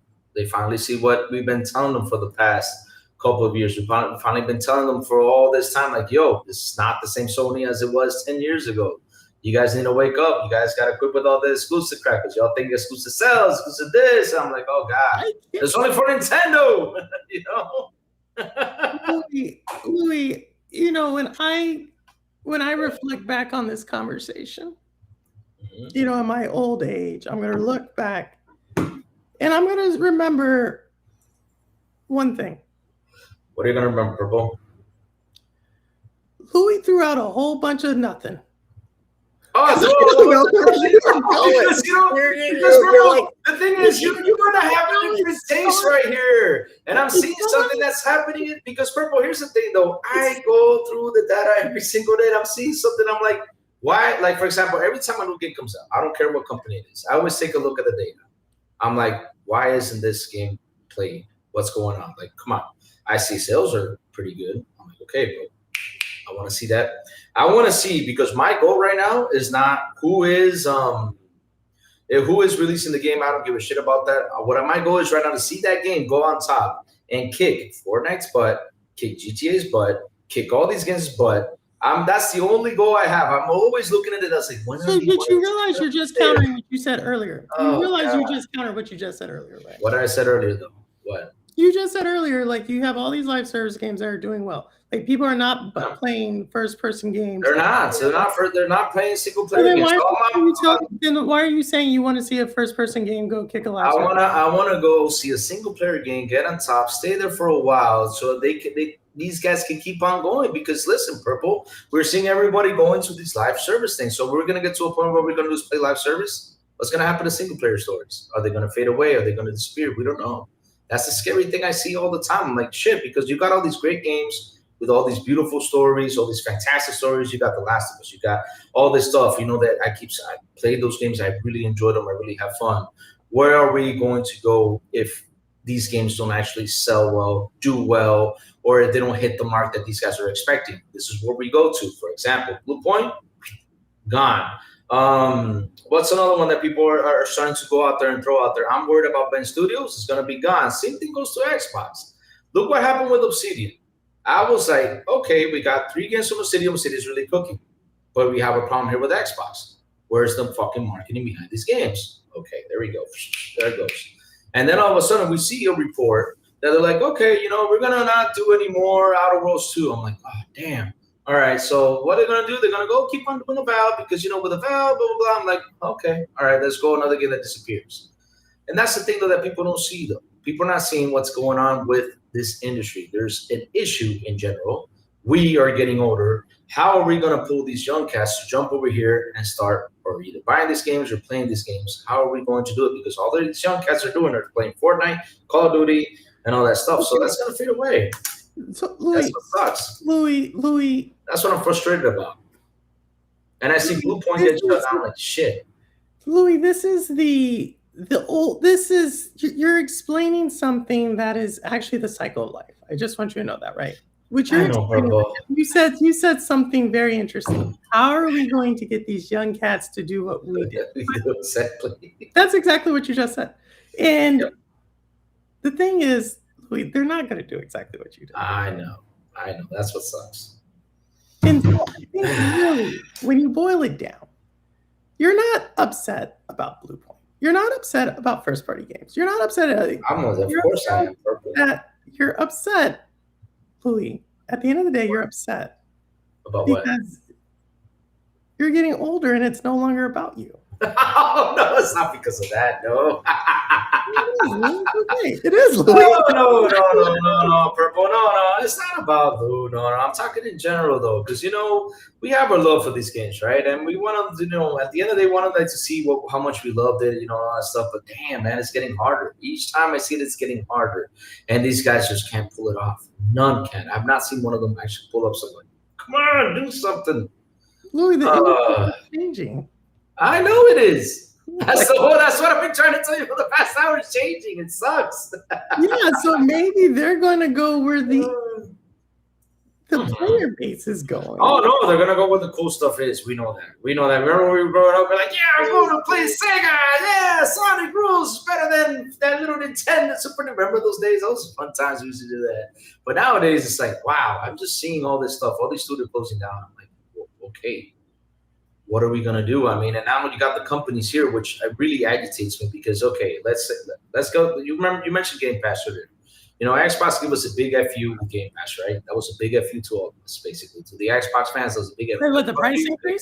The price increase. Okay. And then all of a sudden, 2 days ago, I see Sony go in and say not this, and they said it to you in your face, like, okay, to face this RAM crisis, we're gonna do. I'm like, whoa. And I was like, okay, where's the reactions? Come on. Spawn, do something. And so what really spawned you guys was the closure of a studio. I'm like, bro, that's what really spawned you guys? I mean, you got a company right here telling to your face, we're going to, in order to protect yourselves, we're going to increase prices for y'all in these areas. And y'all didn't say nothing. And I'm like, seriously. And that's the thing, though, that I keep telling all the people out there. Right now, we're at the moment of our lives that we got to protect our wallets. We can't be hooraying everything the company does. We can't be cheering for what it does or anything. I mean, that's the truth. We can't. Before it was fun. Nowadays, we got to really take a look at it and say, hey, what you doing? Something that nobody does. All they do is root. And at the end of the day, they do whatever they want, like they've been doing it. And that's what I'm saying, though. We got to put our gloves on and fight them. We got to fight them. Because if not, it's going to get worse. But now we're in a RAM crisis. Joe, I seriously don't understand. But what would you do? And then I'm gonna bring on Allie. But like I just curious. Like, what would I do? Yeah, what would you do? Like what do you mean you gotta fight them? Like fight them, for example. Like when you see news out there that they're doing these price hikes and all this stuff. Because one thing I liked about, you remember the last Xbox numbers, they were down a bit. So I saw there was a little bit of a fight. And there was a rumor that was said, and I don't know if it's true, though, because this is a rumor. So chat, don't take this as a grain of salt, where I'm about to say it's a rumor. And supposedly looking to make up tiers. So looking at to fix the tiers, probably make a cheaper tier. That's what they're looking at. I don't know if it's true, though. Maybe they'll come around and say it, maybe not. Okay. So that tells you that when you put on the gloves, something happens. These Sony fanboys do not put the gloves on with them. All they do is they put a live service game. They go like, oh, we don't care for this, shut it down. But then you see like the Sony corpos going after you, saying, okay, we're going to increase over here in order to keep on, making the money to keep these console prices down or whatever. But that's the way for them to make money. But they tell you to your face, y'all don't react to this. And then when you see Blue Point, y'all react. I'm like, bro, come on, you guys gotta put your gloves on. We cannot let these companies, no matter what, will run us this way. Never. What ever. would you want it? What? So, like, I guess my ultimate thing is, What? Would you want so do you think, like, let me just ask you this serious question here. All right. Would you rather them tell you that they're not gonna raise prices and then raise them? Oh, no. It's not say that you're not or not, because we've seen that happen already. Yeah, we did see that. It's kind of close to home. Yeah, but at least these guys come up to you and tell you, but you guys don't throw a fit. Yeah, you see a studio close, you guys throw a fit. I'm like, because of this, you guys need to understand what's happening out there. All these companies are looking for money. If you guys don't put up a fight, for example, with the live service thing, you guys told them like once or 2 times or 3 times, don't put the live service on. I never agreed to 12 live services. I said, that's crazy. That's a live service to go out there and compete. At least 1 or 2 or 3 tops, and focus on something else. But you guys mentioned 3 times, but then again, you guys focus on tackling down over here or tackling over there, but you do not look at what's happening at your backyard. And now finally you guys woke up and see what's happening. And now you guys are fighting. I said, hallelujah. They're finally getting together and saying, F you, F you, F you. Like we've all said it plenty of times to Xbox, and a lot of us have said it plenty of times in a lot of places. Because really, it's about that time. All these companies, I always say this, they need to get together and find a way to solve this crisis, because seriously, this crisis is a problem, and we're the ones who suffer in purple. We're the ones who are suffering it at the end of the day. Because you're the ones who enjoy the hobby, we're the ones who play the hobby, we're the ones who do all the stuff. And when we see studio shutdowns, it's never a good thing. It's always a terrible thing. Because we don't get to see any more games from them. Nothing else. It's done. It's over. Hallelujah. That's it. It's terrible seeing that news though. So that's why I'm mad, pissed off at the whole idea of them closing down the studio. I was like, why? Why that studio specifically? That's like the only studio that if they actually sat down and did a perfect remake. Y'all, the guys, what you did was you all grabbed the old games, you just slapped remake or remaster to it, that's it. But these guys actually did know how to bring an old game and put it like, wow. I mean, you got to take a look at that Demon's Souls. I'm not kidding. Take a look at it. I'll check it out. I think check out the PS3 version. Ultimately, what I heard is that you said you got to fight. I didn't really hear a strategy to fight. Oh, fight is the way they're doing it right now. Going out there and yelling, putting out the lungs, saying, yo, F you, to hell with you, doing what you got to do. You got to do this so the company can stay back and say, oh, shit, they're mad. They got to do that. I honestly didn't hear anything about this. You did not? Oh. I mean, I have the article. I have the article. Like, you have not seen Twitter today, bro? Oh, my God, Purple, listen. No, because I don't. Listen, Purple, let me tell you what you got to do. This is me telling you. Grab a crucifix, grab holy water, because it's all hell in there. I'm telling you, it's Louis, for the 2,000 man children that argue on Twitter, and in the 130 million Sony PlayStation owners, I guess so. I guess that they are going to make a huge argument. Yeah, I got it. Yeah. But in true heart, though, Purple, like in true heart, seriously, I don't like when studio shutdowns. That really makes me sad, though. It really hurts me when I see that happen. It really does, because they're talented people. They're people that they really do pour their hearts into developing, and it sucks to see it go away. But at the end of the day, it's like it's a company. You know how you said you pay $1,000, you got to prove if it doesn't work, write it off. That's it. Yeah. That's it. That like right. They have to do their own thing. Like that. I guess that's my whole thing. Is that I think if you're gonna when I hear the term fight, it's not yelling, right? Like that. That's what you're gonna do. I know, but at least tell them that okay, we felt this. We're not happy. You think they're on Twitter? Oh, you might not listen. I remember one time someone told me this, and it's the truth. You don't know at the end who's actually listening to you. You don't know at the end who's there, right there. Let's say in this chat, you don't know who is who, and you might not know who's listening to you. And sometimes they do collect data from that. They do. Like, for example, when they told me that, I don't know if you ever heard someone going out there saying they should charge $100 for games. I was like, Jimmy, they're going to collect that data, go ahead and do it. But you know what I mean, though. They do collect data from us and all that stuff. I do. I get it. All right. Well, Louis, Before I go, I gotta ask you one question though, because listen, Purple. Listen, before I go, I wanted to go up on here and ask you 2 questions. We're gonna go to the floor is yours. Go ahead. Okay, the question is, and this is the Netflix thing, because you know what? I hate it when you're right. It scares me. So what are the next steps? Because the thing is, I told my dad about this, and I said, Dad, hold on. He pushed me because he has a Merrill Lynch account. Merrill Lynch's, of course. And he decided to invest in Netflix. So, yeah, that's the thing, though. So I told him, hold on, listen. Yeah, you already told me this was going to happen, yeah. So what are your predictions? What's going to happen is most likely Paramount is going to come up with probably something like $31 a share. Okay. And Netflix is going to ultimately top them. Oh, you think they're going to top them? Okay. Netflix has more money. Netflix has way more. So Audi's actually in the backstage. I think he wants to talk about this too. Audi's a shareholder. Oh, he is? Oh my God. Because really, Purple, you don't understand. When I saw this news yesterday, I was like, I gotta talk to Purple. Because my heart dropped. I'll probably talk. I don't know what Audi wants to talk about. He may want to talk about this, but ultimately, it has to do with the structure. And this is just what I'm going to, just so you have it for your channel and you can follow along with it. The thing about it is, the thing that makes Paramount's deal tricky is Paramount is a lot smaller than Warner Brothers.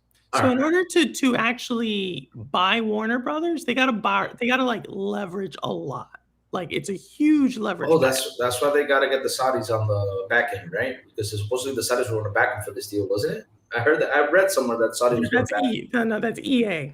That's EA? This one is Larry Ellison, the head of Oracle. Okay. He's backing a large portion of the deal. But either way, it's still it may be Saudi Arabia. I don't know. It's yeah, it probably is. Yeah. But ultimately, they got to borrow a lot of money, and so why Warner Brothers is worried, because Warner Brothers is going to they have a fiduciary duty to say not only which deal is the better deal, but which deal puts the company in the better position when we get bought out.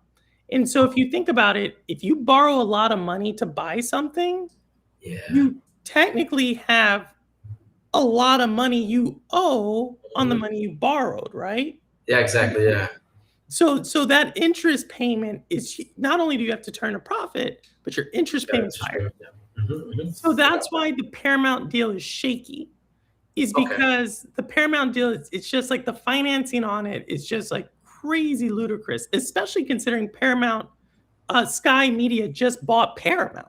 So the parent company of Paramount already has a lot. So another thing that they're looking at, and why Netflix is kind of rolling their eyes, is because a lot of the similar Paramount and Warner Brothers like overlap in a lot of the same categories.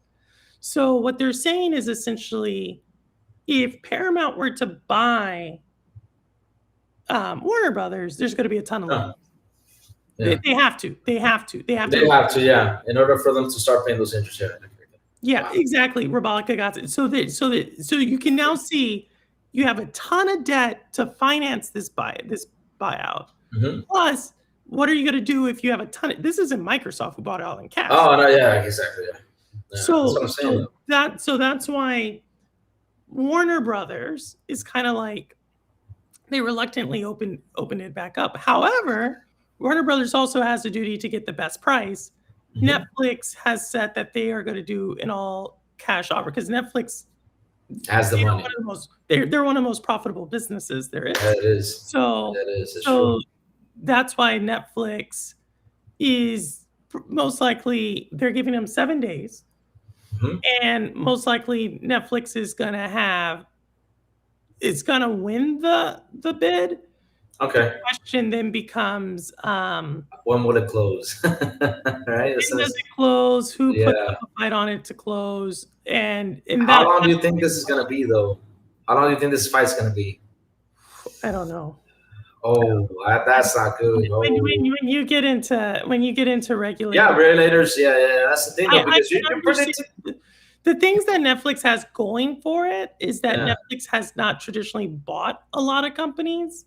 So it's Oh. not like if we were talking about Facebook.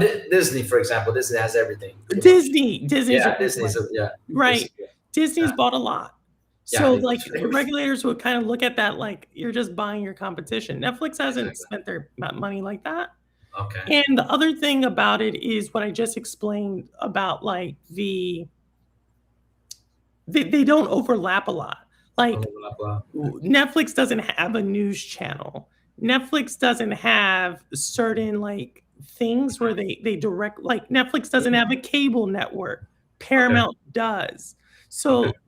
from a regulatory standpoint, the only really reason you can knock the deal from a regulatory standpoint Yeah. is because Netflix is so huge already.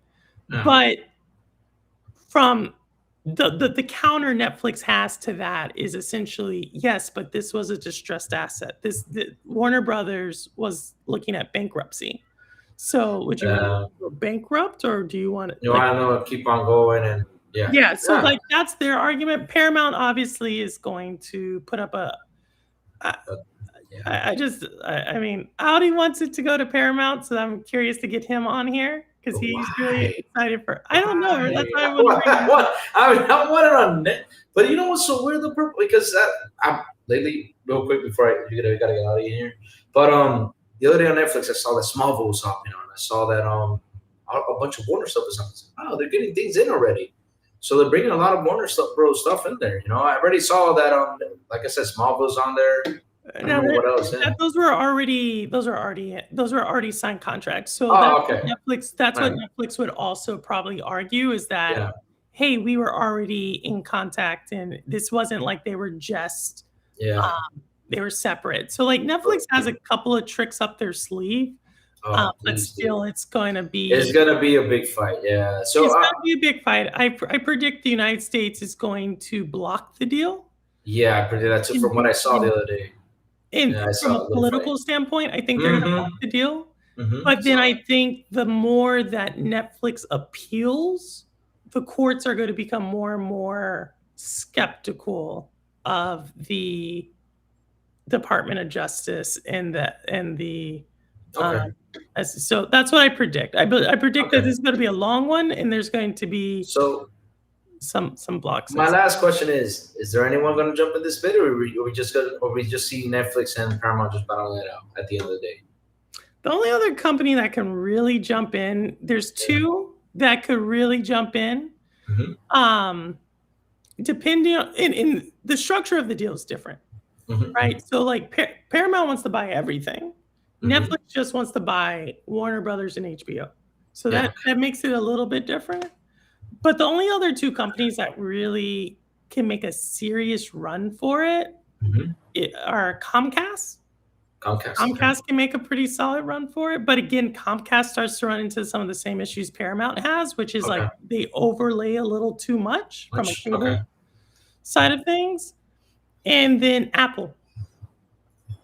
Apple could make a pretty big move for it. I think. Oh yeah, because they got Apple TV. Yeah, you're right. Never thought about that one. So Amazon probably wouldn't because Amazon's getting looked at for a lot of. They bought MGM, which is much smaller than Warner Brothers, but still, they are a tech company that has bought media, so that it would be scrutinized a little bit.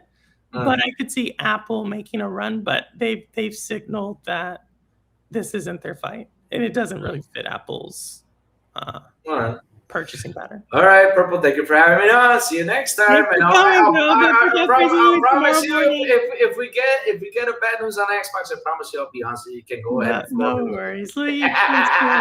Thanks for so much. But y'all want to see the smoke. If you want to see Sony get that smoke tomorrow, it's gonna be spicy.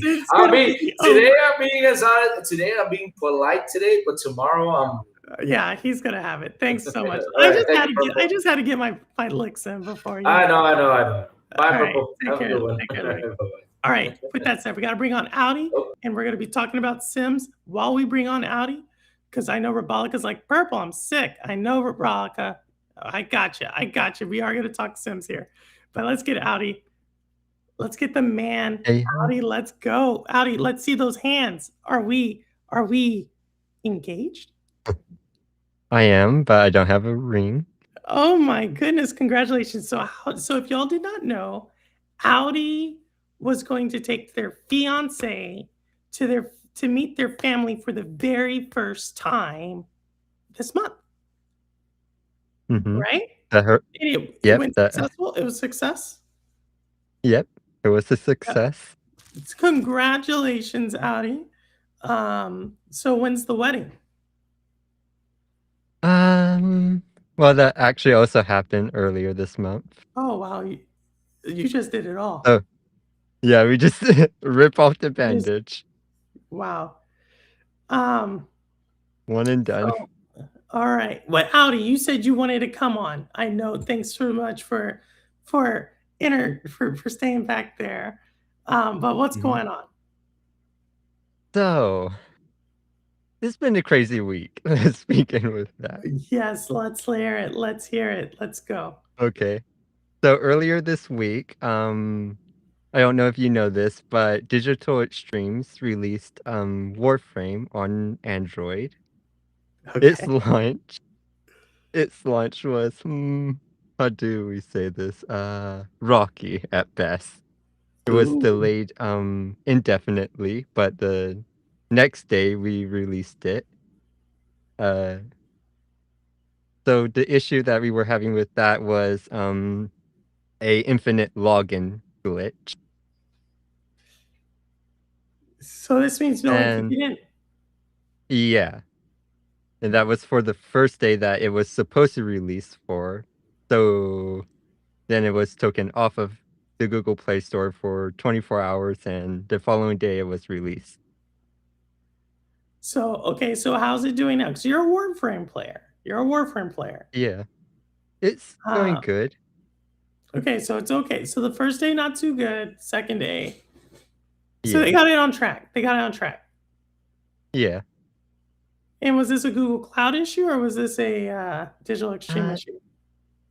It was more of our our servers just couldn't handle the influx of players. So while you work and you work at you're digital you work at Digital Yeah. Extreme right now. Yes, I do. So while this was all going on, you're getting married, engaged, and doing all sorts of stuff as well. Like they're calling you, being like, Audi, what the hell's going on? Yeah. I was kept apprised of what was happening. It kept apprised. Interesting. Kept up with what was going on the situation. So it Yeah. got on. And do you know like how many nodes? Like, do you know how many like what was the player count on Android? No, I don't know the specific numbers off at the top of my head. Interesting. Look at Audi, y'all. You get to see Audi is a game dev. Worked on what was I watching you play? Worked on Metroid. Metroid Prime 4. Worked on that game. And then in the fall moved over to Digital Extreme. Yeah, for a Soul Frame, but I also work on some things with Warframe. Wow. How big is the team? I believe internationally, probably in the high 200s or more. Really? That's a small team. Yeah, it's That's such a somewhere big in the team. hundreds. Wow. I didn't know that. Plus, I need to do more. I need we to also look more have into a them. lot I need to look more into them. of help from Tencent, which is our parent company technically. Really? Yeah. Warframe falls under Tencent. Yep. We I had were no idea. acquired back in 2016. I had no idea. I had no idea. Interesting. So, all right. So this was all. It seems like it was all hands on deck type of moment because your Yeah. launch, which is supposed, which anytime there's a game launch, like I Yeah. think the mantra we used to use was we want boring launches, like Yeah. because like like that's the best thing, but definitely have seen you go the other direction. I don't Mhm. think I've ever seen an infinite login. Usually what I see was like some server. There's other server issues. Um, or some type of attack. But it's been a while since I've been in that driver's seat. So congratulations, double congratulations on the game launching on Okay. Thank Android you. as well as the marriage, right? Because Mhm. it's not just the meeting the Yeah. parents, but also the marriage. Yeah. So what? So you seem to be like you're riding high. Seems like you're like made man right now. Yeah. Yeah, there's been a lot going on. Oh my goodness. Oh my goodness, Audi. So much things, so little time. Oh my goodness, you sound like you're my age now.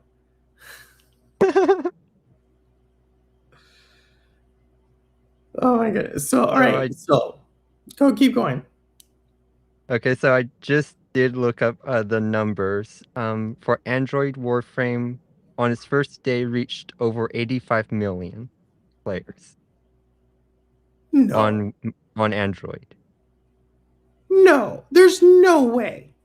You're telling me No. Warframe on Android reached 85 Yeah. million players? Yes. Over 85 million.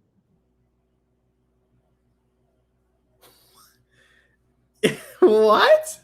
Someone double check Yeah. this number. Someone double check this. Is this on the new? Are you pulling this from your back end or what? Not from the back end. What?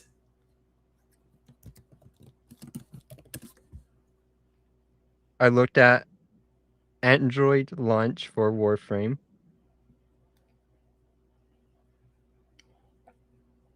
It says at the worldwide release on the 18th, Warframe joins over 85 million total registered So that's the players. total. That's the total. That's the total player count. It's 85 million. But Yeah. okay, I'm gonna have to go check. That's crazy. That's crazy. If that is anywhere in the millions, that's yeah. Daytona, you're not alone. I was like 85 million. Come on.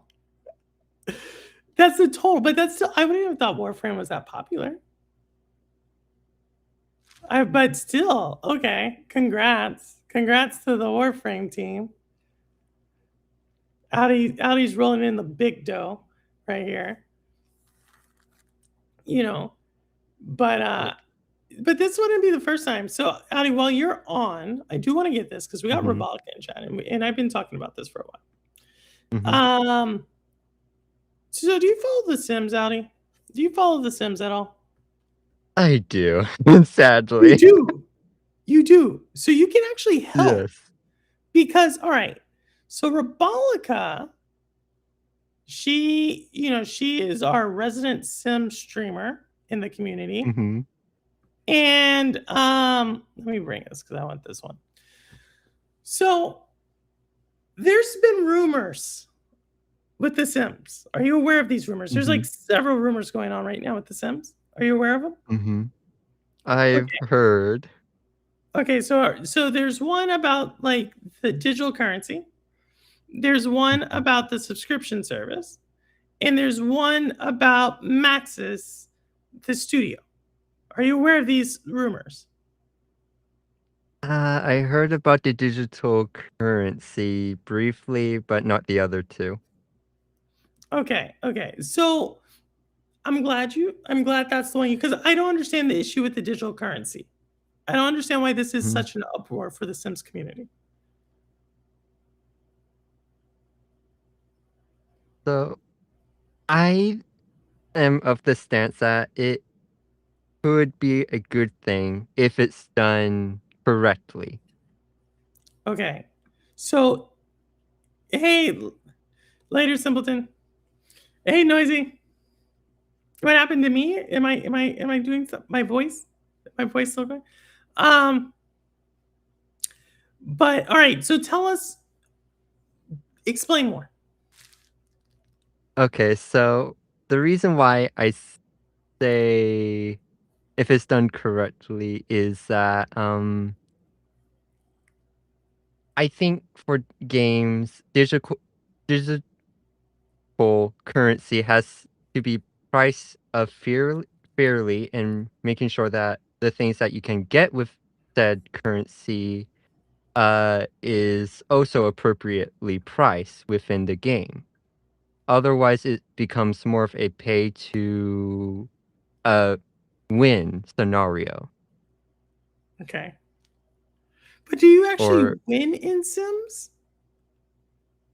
not really. Like there's no end or objective, but that's the thing about The Sims that also had me like I think it's like I'm sitting right there on the border of both sides. Like on one side, I don't want it to happen because there's like no overarching objective.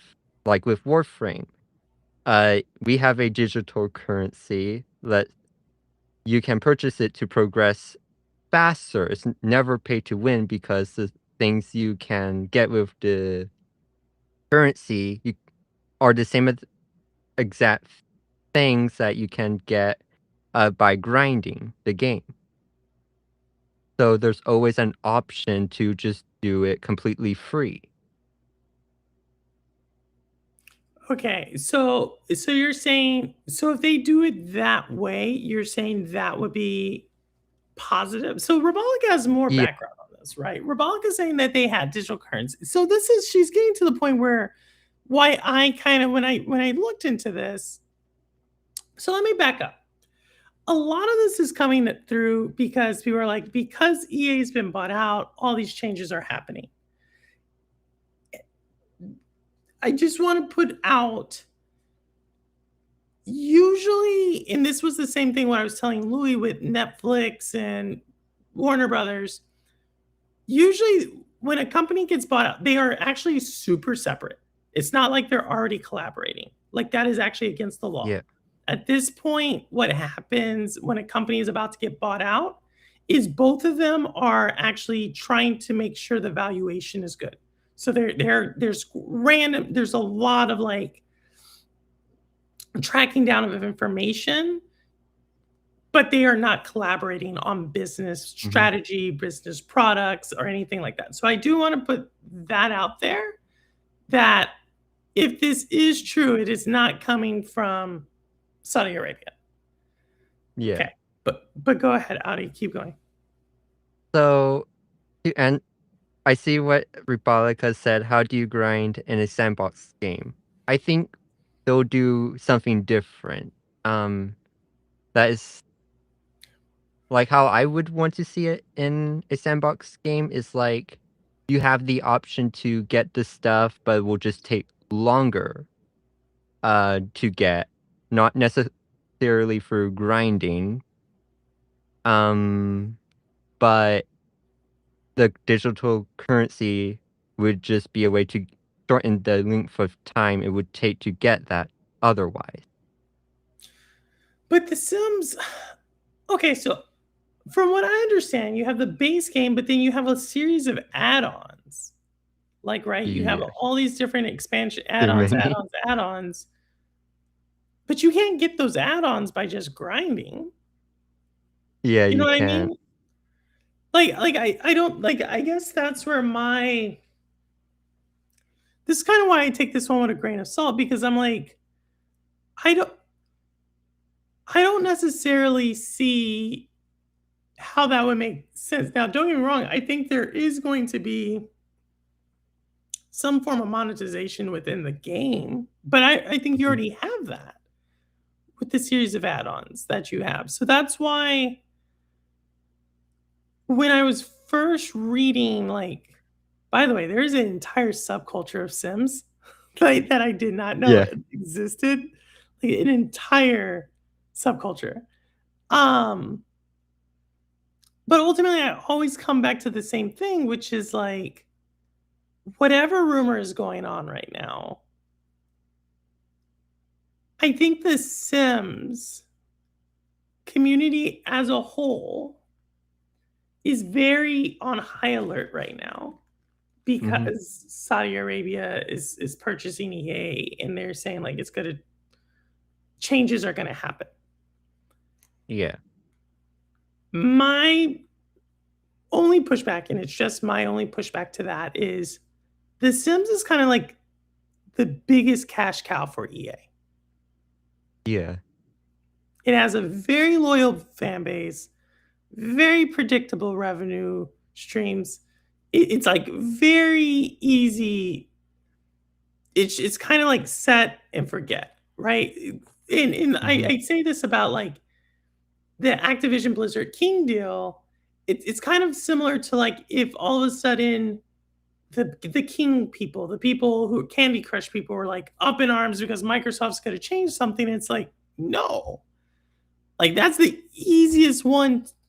That's like the easiest one to just say continue to do what you do. If anything, you're going to get Yeah. more add-ons, more of that. Now, maybe I could see something where the same kind of with Madden, like you're not going to change those. Yeah. So that's kind of like where, no matter what the rumor was, I was always like, I get that, I get it, but I also am like, if this was in reverse and we were like, oh, we want the Sims to change because, and now Saudi Arabia is going to buy it, and therefore we want it to change, I would also be the same thing. And I would be like, I don't think they're going to change a thing about that game. And that's how I look at it. Just by Sims 3 and 4 mod. The hell, oh, you are a mod. You and Neos are a mod. Stellaris has an optional subscription that gives you access to all 600. Jeez, that's a lot. Or $40, or you can just buy that model would work well for The Sims. I think like I think anything that makes sense to me. Like it's gonna have to see what the monetization model is, but if I just think like the actual game is not gonna change a ton. Yeah. You cannot earn the Sims 3 Yeah. currency in game. It has to be purchased with real money. Um, Yeah, but like what do you get? Like what are they going to add to it make it worth buying the currency? That's that's right. where That's unless so the thing I saw was something about pets. So hmm. I did a lot of research. I spent like probably way too much time looking into Sims. Yeah. And so there was this thing about like you which then again it ends up becoming like if people are already buying the add-on, the only reason I could see that you would change it up is if there is some type of administration economy of the scale that you like something you can gain. But the fact of the matter is, millions of people, like clockwork, buy the add ons. Mm-hmm. That's just the truth of the matter. And so, like, in this regard, I think people would be like, yes, give us a subscription service, right? Give us something Yeah. that's a better value for us, the gamers who are spending a lot of money. Um, and I did see some people are like, oh, that would be really cool. But I also see a lot of pushback, and I can't help but think no matter what The Sims does, that community is so sensitive to this sale that everything's always gonna be a negative, even if there's nothing there. Yeah.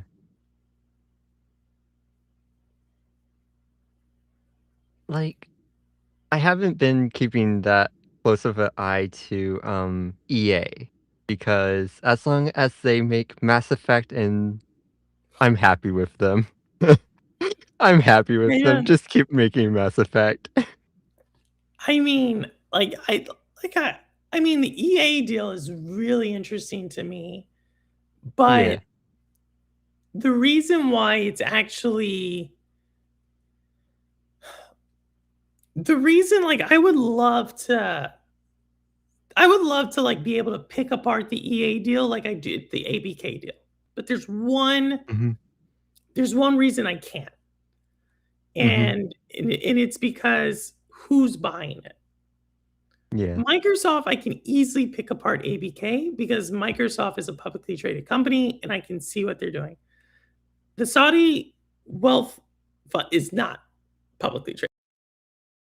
Oh, bye, purple. So I'm back, purple's I'm back, I'm back, I'm back, I'm okay. back, Hi, I'm back, I'm purple. back. Yeah, sorry about that. So the reason I can't do is what I was saying is because Microsoft's a publicly traded company, Saudi wealth fund is a private entity. Therefore, I can't it's hard to see what they're doing, and their profit models may not even make sense to the Western world. Like, there's a lot of things Saudi Arabia is invested in, and it doesn't, Mhm. it's not profitable, but it's not supposed to be profitable for like years on years. When I look at the EA deal, what I see is Saudi Arabia continuing their push to modernize and be seen as like a world power in like technology. And so I continue to believe whatever you got from EA over the last 5 years is what you're gonna get with EA over the next 5 years. Like, I don't think it is necessarily a, "Oh, we're gonna" like, normally, like, a private equity firm would, like, buy something and then strip it down and make it super efficient and then do whatever and then sell it back on the market. I don't think Yeah. that's what they're doing. I don't think that's what they're doing. I think what their intent is to have this and have it be like the pillar of part of the pillar of their technology ambitions as a whole, not Yeah. just within the gaming industry, but like software, tech. Like, I think that's what they want because EA is still one of the largest tech companies in the world. Yeah. I can see that, and, like, another thing is that I could see, them doing is, like, making Frostbite public. Like, Really? make it from a in-source engine to a public engine. Maybe. I mean, like I said, it's just so hard to see because their strategy is different. Yeah. Their strategy is so different. Like, and the reason I say this is, I've talked to Mr. Urban World if he's ever around. We talk about like one of three things. And one of those things we talk about is Lucid, the car company. Like, so if y'all did not know, there's Mhm. an electric car company called Lucid. Um, Saudi Arabia is the majority shareholder of that. And their whole thing isn't to make like yes, eventually Lucid will become profitable, blah blah blah, but that's not what they're focused on. And so when I look at EA, like, could they make this engine public? Maybe.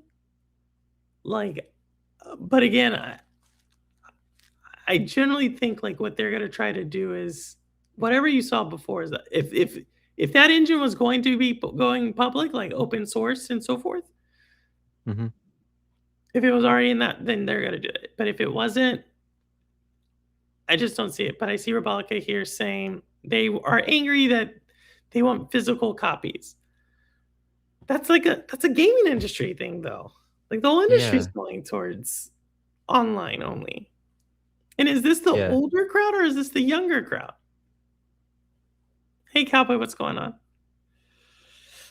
I mean, I could see them making it where something similar to what Unity is doing, like where they take a percentage of the cells from Frostbite off of the game developer after it surpasses a certain amount. Maybe. Maybe.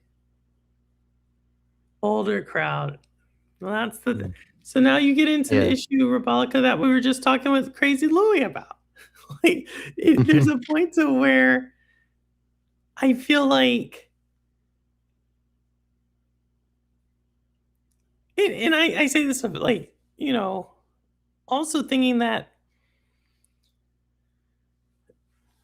are we now becoming the cranky, not in my backyard, but like not in my gaming hobby, like kind of crowd, right? Like Yeah. so like not in my backyard is kind of like the homeowner type of situation. And I feel like we have NIMBYism in gaming where older Mhm. gamers are like, you can't do that in my game. And it's like,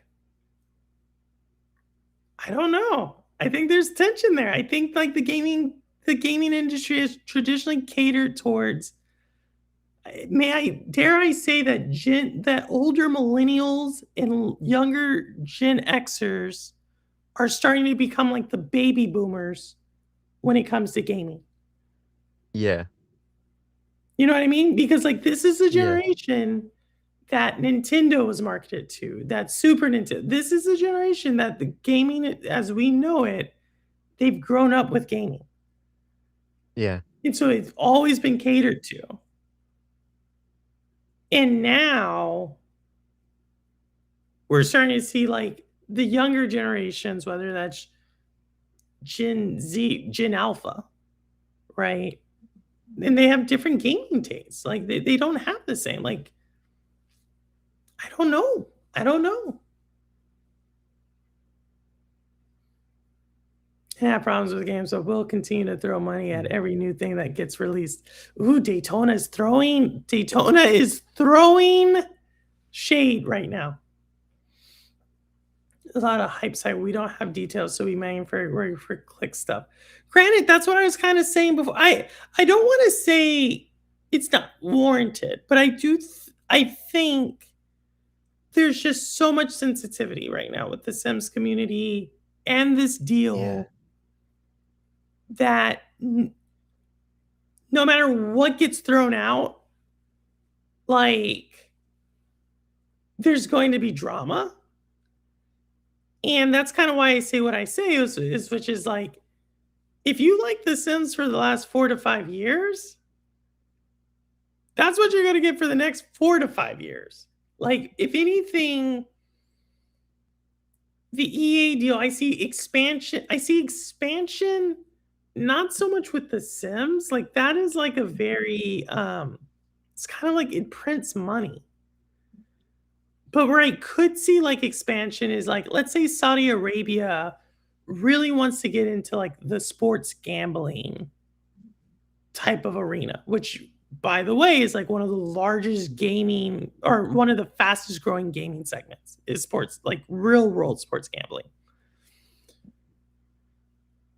Well, when we think about internationally, when we think about what does EA have internationally, they have Madden, they have College Game Day, they have whatever FC soccer, whatever the new FIFA soccer thing is.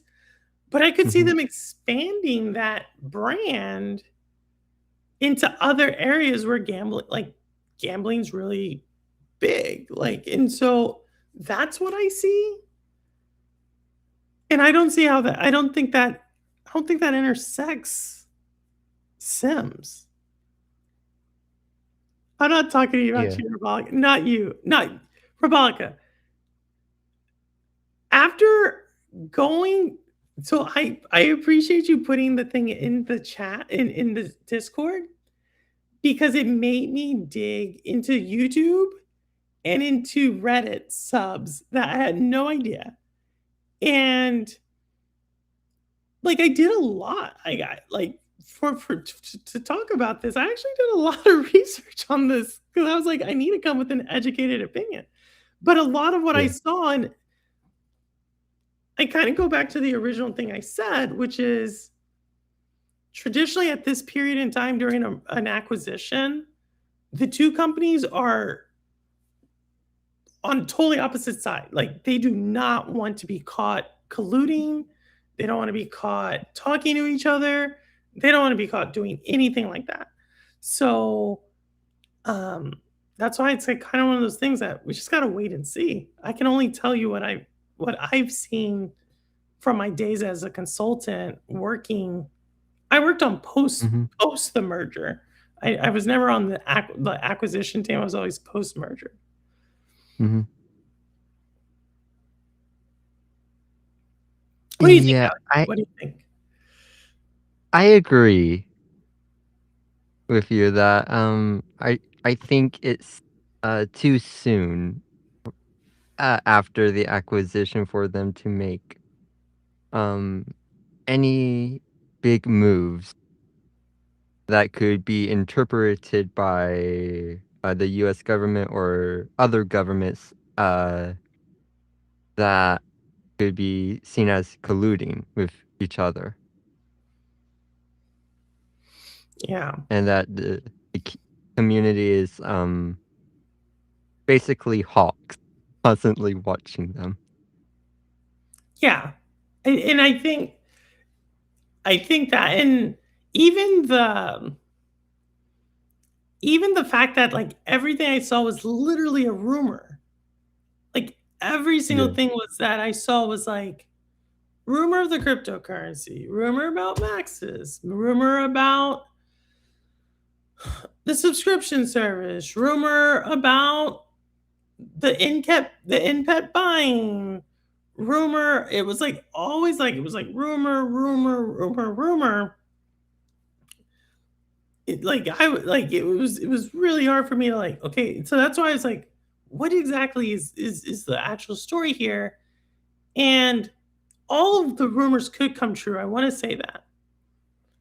I also want to say that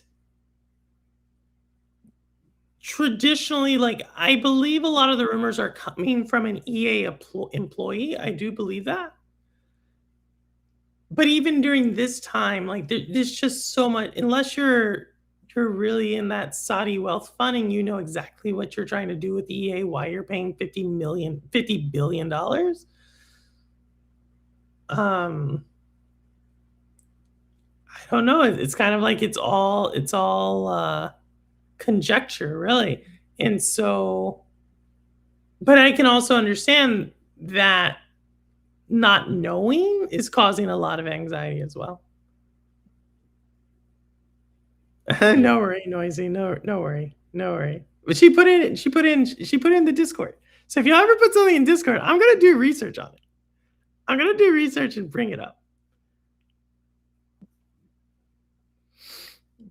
But that's what I have. That's what I have on that one. That's what I have on that one. Yeah.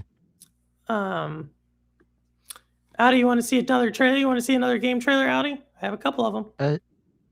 Okay, but before we do, that first game that you showed off, The I was chicken one or the getting other one? the other one. The one that looked like guilt? Yeah, that one. That Yeah, one remind me of a game called Out of Sight. I don't know if you heard of that game. I think I have. I think I have. Yes. Are you gonna play that one? I was thinking about it. Oh my gosh, you would play that one. Any cozy games? I think I do have a cozy game, Rebecca. I have a couple of. I think I do. Here we go. Let's do a cozy one. I got a couple of them. I haven't shown these, so I got one. Here we go. Cozy game in 3, 2, 1. Every adventure has to start somewhere. This one begins with a message.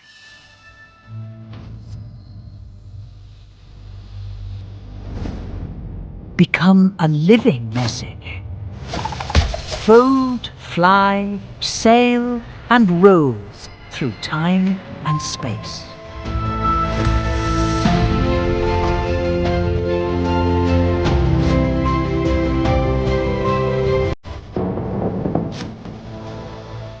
And when you arrive,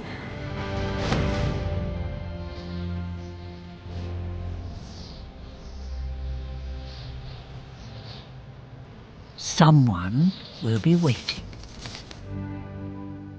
The story unfolds soon.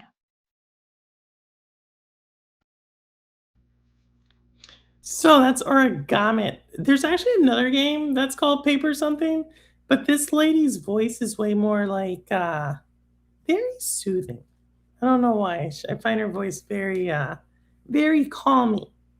So I feel like the trailer in itself was calming in itself. So I have that one. I also have another one that's somewhat cozy. I don't know if that was kind of like super cozy, but here's another.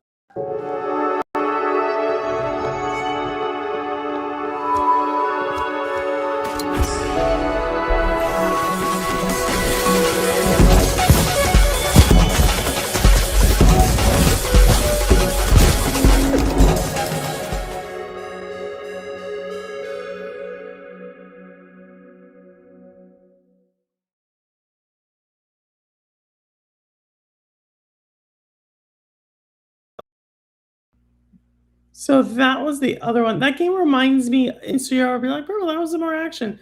The reason why I thought that was cozy as well is because there was a game called Wave Tale on Stadia that had a very similar art style to that. And I would consider Wave Tale to be cozy. So that's why I put that one there.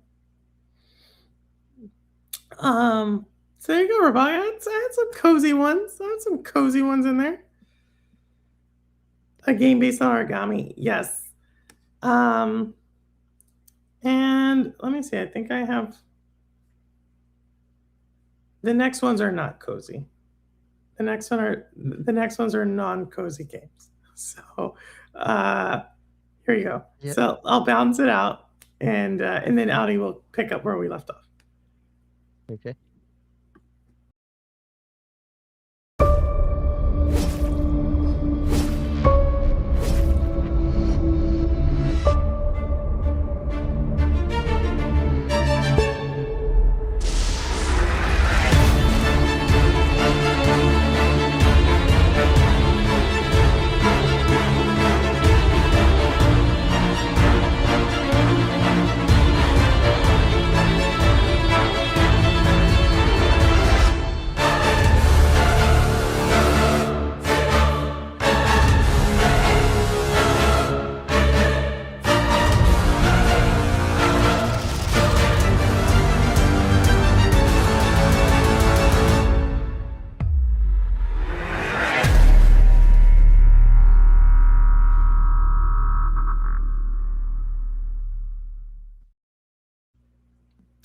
So that's what is the name of that one? Dragon is Dead. You would, if you thought that was The Last Sacrament, which is another game that looks very similar to that, you would not be wrong. I actually thought it was The Last Sacrament as well. But no, that is Dragon is Dead. I don't know if it's a Metroidvania as much as it looks to be like a action side scroller. So I don't know too much about it, but I'm pretty sure it's not a Metroidvania.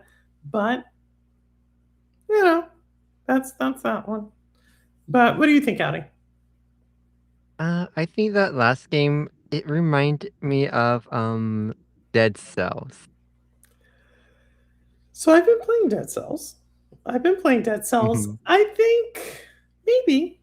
I mean, they both have like that. I feel like this one looked a little bit more serious. Like Dead Cells kind of has like kind of a humor to it in a way. Yeah. Or maybe I haven't gotten far enough, but it feels more humorous. Yes, there's a new Castlevania coming out. We actually showed it last week, and it's from the creators of Dead Cells. So I think as far as I've been getting strange enough, like a ton of like top 15, top 10 like Metroidvania games of 2026. Castlevania is like top. It's like always at the top of that list. So Yeah. a lot of people are super excited about that. So that's it. I think I have one more trailer, but I don't know if y'all want to see it. I have one more trailer. One more trailer. Here we go.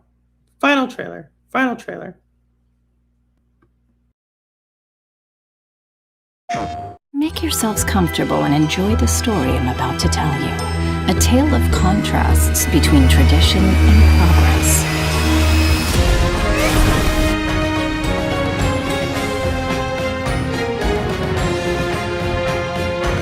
Take your flute. Time to get moving.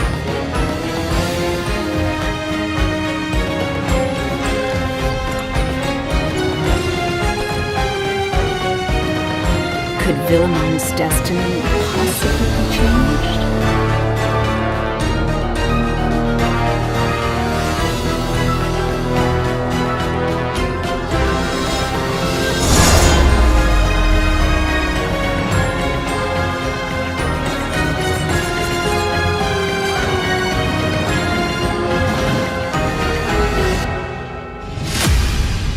No more slacking off.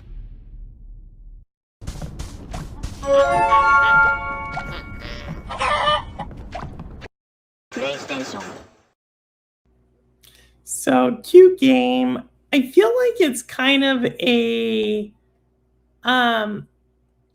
it reminds me of games that came out like in the early 2000s but with better graphics. That's not an Yes. insult. That's not an insult. That's not an insult, but that's what it reminds me of. Yeah. It reminds me of, I don't know if you played this game, but it's called Epic Mickey. It reminded me of Seen that. it. Really? Yes. I've seen the cover of Epic Mickey. So interesting. Interesting.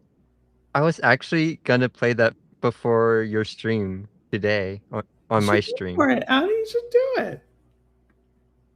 You should do it. Have you all played Celeste? Yes. Yes, of course. Of Oh. course. Celeste, our good old friend. Celeste is, I mean, it is like if you want a platformer, you know what I mean? Yeah. If you want to test your skills on that, go for it. I've been playing. Well, I think I was late because I was playing.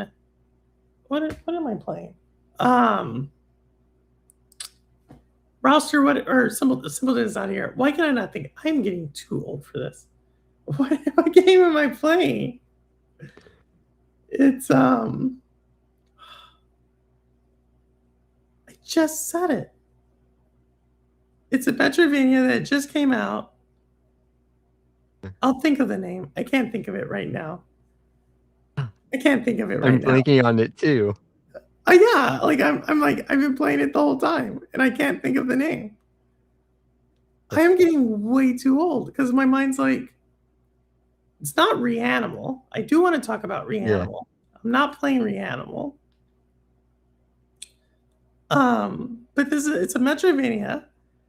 It just came out. Oh, Mio, Memories in Orbit. Yes, Roster. Okay. Yes, Mio. I'm playing Mio, which has some interesting platforming. I'll say it like that. It is definitely.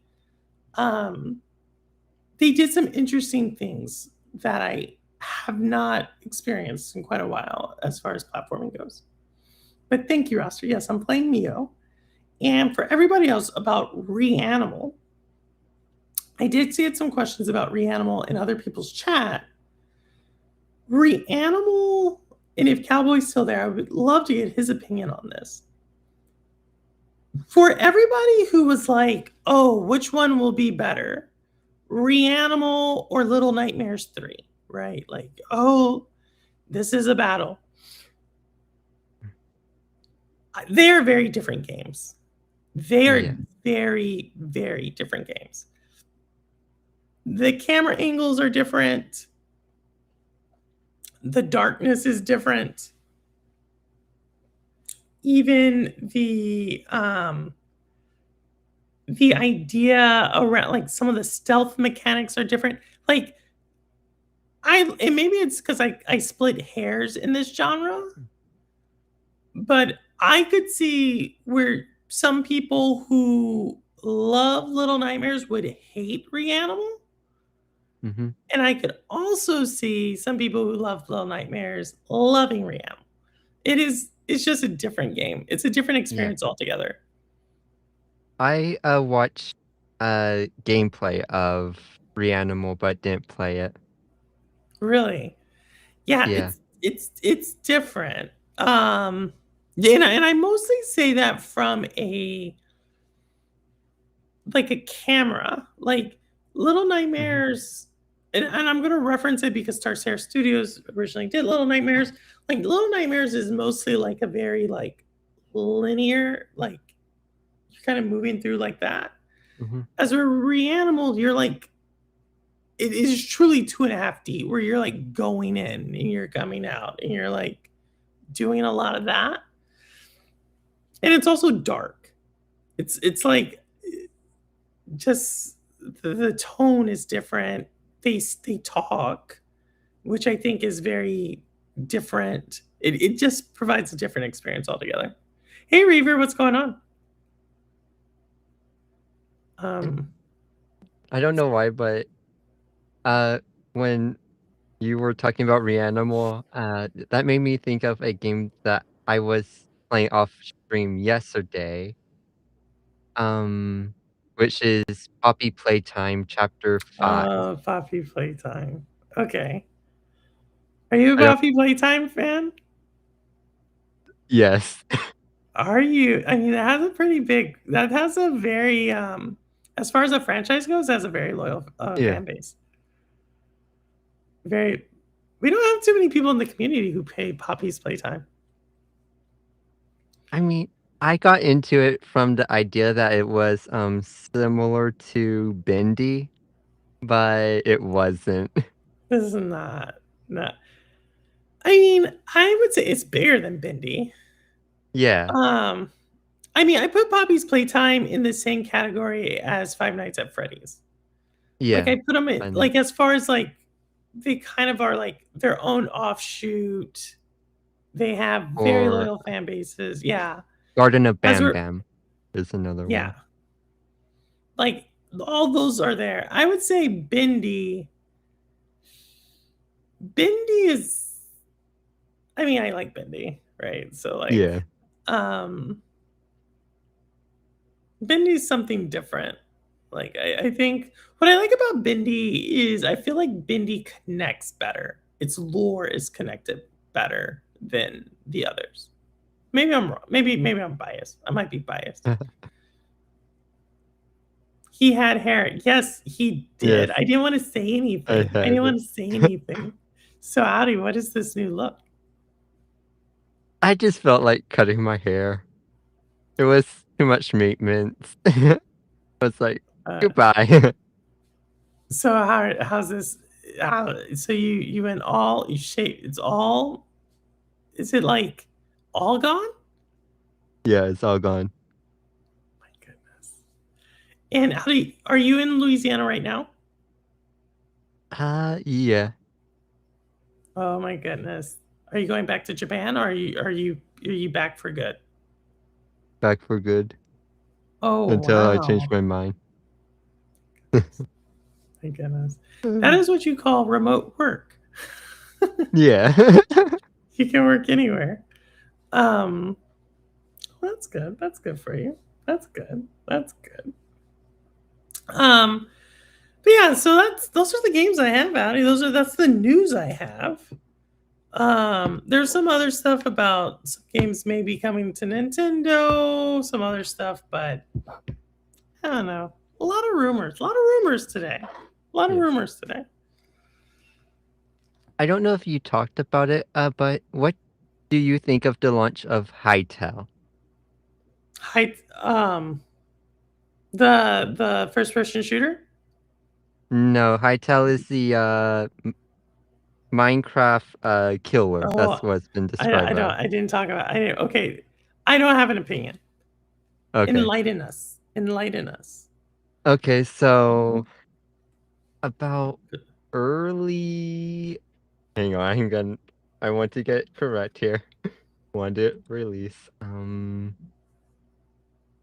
So it came out to early access on the 13th of last month. And so, but to give you history, it was acquired by Riot. Riot canceled it, but then the original people that was developing it before it was acquired bought back the rights to it, and then continued the project. And then this Okay. year it came into early access, and I forget how Okay. much players it had on day one. Well, I know they mentioned it. Player day one. And I'm seeing Crow will not play it until it goes on PC It is on PC. or Steam. Crow's saying it's not on Oh, Steam. Crow Steam. says, Yeah. how's it on PC but not on Steam? Well, they're using their own launcher. Oh. Oh. So Crow's holding out. Crow's holding out. Okay, so on day one, according to the person that runs Hypixel Studios, which is the people who make Hytale, they reached 2.8 million users playing Hytale on its release date. That's a lot. Yeah. That's a lot. Yeah, But it was. it puts your 85 million into perspective, Albie. Yeah, it does. 2.8 million. It's a lot of, I mean, again, it's probably the person to ask about Minecraft and crafting survival Mhm. games, definitely Lo-Fi Monk. Lo-Fi Monk would Yeah. have an opinion on this because Lo-Fi is a Minecraft Mhm. person. Yeah, I don't have necessarily I think I wouldn't have thought Crow would like the game though, but I guess Crow likes survival games. I mean, it's not really it is a survival crafting game, but it isn't because it also has a story to it that they're adding out.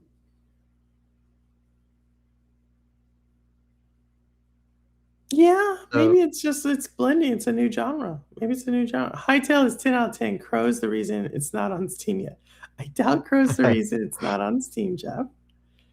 But this was one of Jeff's top game. I don't know if it was this one or High Guard. Jeff was really big on yeah. one of those.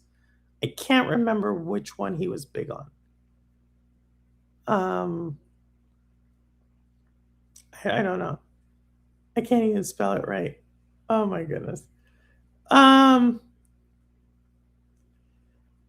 guess. I mean, I think I agree. Is it supposed to get like a sandbox game plus like Canadian Irish? You don't hear that combination too much. I don't know too much about it. Honestly don't know too much about it. I will have next week's show. I will talk more about this. There's another game that I was looking at. There was actually another article that I had about another game that is doing really well. Mugenics. Oh yes, I've been playing this. You've been playing this? Yes. Too much. What? Yeah. So yeah, supposedly this is like the most played roguelite on Steam. It's so good. Don't play it. What? How is this game? People are saying this is game of the year. Well, for me, it's indie game of the year for this year. What? Yeah. It is my blueprints for this year. Or, well, my version of Hades, too, I should say. Because last year, that was my indie. 82. Okay, so talk Yeah. to me about Mugenics. Tell me, like, because Rouster's a roguelite. So it's a roguelite turn-based game where you control a team of cats to fight monsters. As crazy as that sounds. But it is. But as any roguelike, you get stronger as you go on. Let's see here, what else?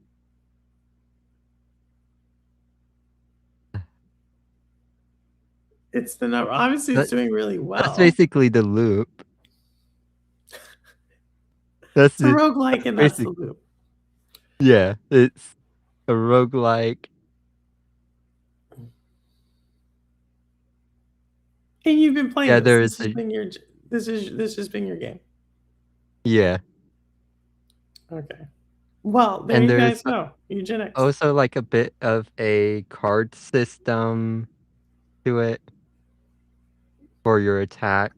I have no idea. You're talking about cats. I'm a dog person. You're talking roguelite. I still don't know what that is. Even I know Rouster's explained it to me many times. I still don't know what it is. And I have a hard time knowing what it is myself. You know, you're talking to me about deck building, which I always feel like deck building tires me out. But that's just to say, I think my taste in games are very not popular. So what is popular is not the things I play. Monster Train, Roster, you and Monster Train. Roster loves Monster Train. Roguelite. Orcs Must Die is roguelite. I don't like Monster Train. I tried it. What rocks have you been living under? Who, me, Jeff? I told you, I've been living under. So if you ask Crazy Louie, there's a whole civil war going on about PlayStation, which I'm like, honestly, did not even know this. You know, I mean, so like, yeah.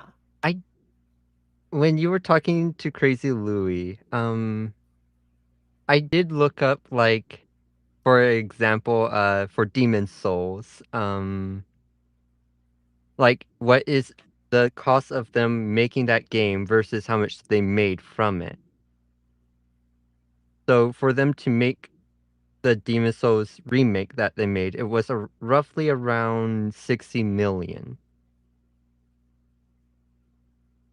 And forget how much it sold. Demon Souls sales number. Look, Did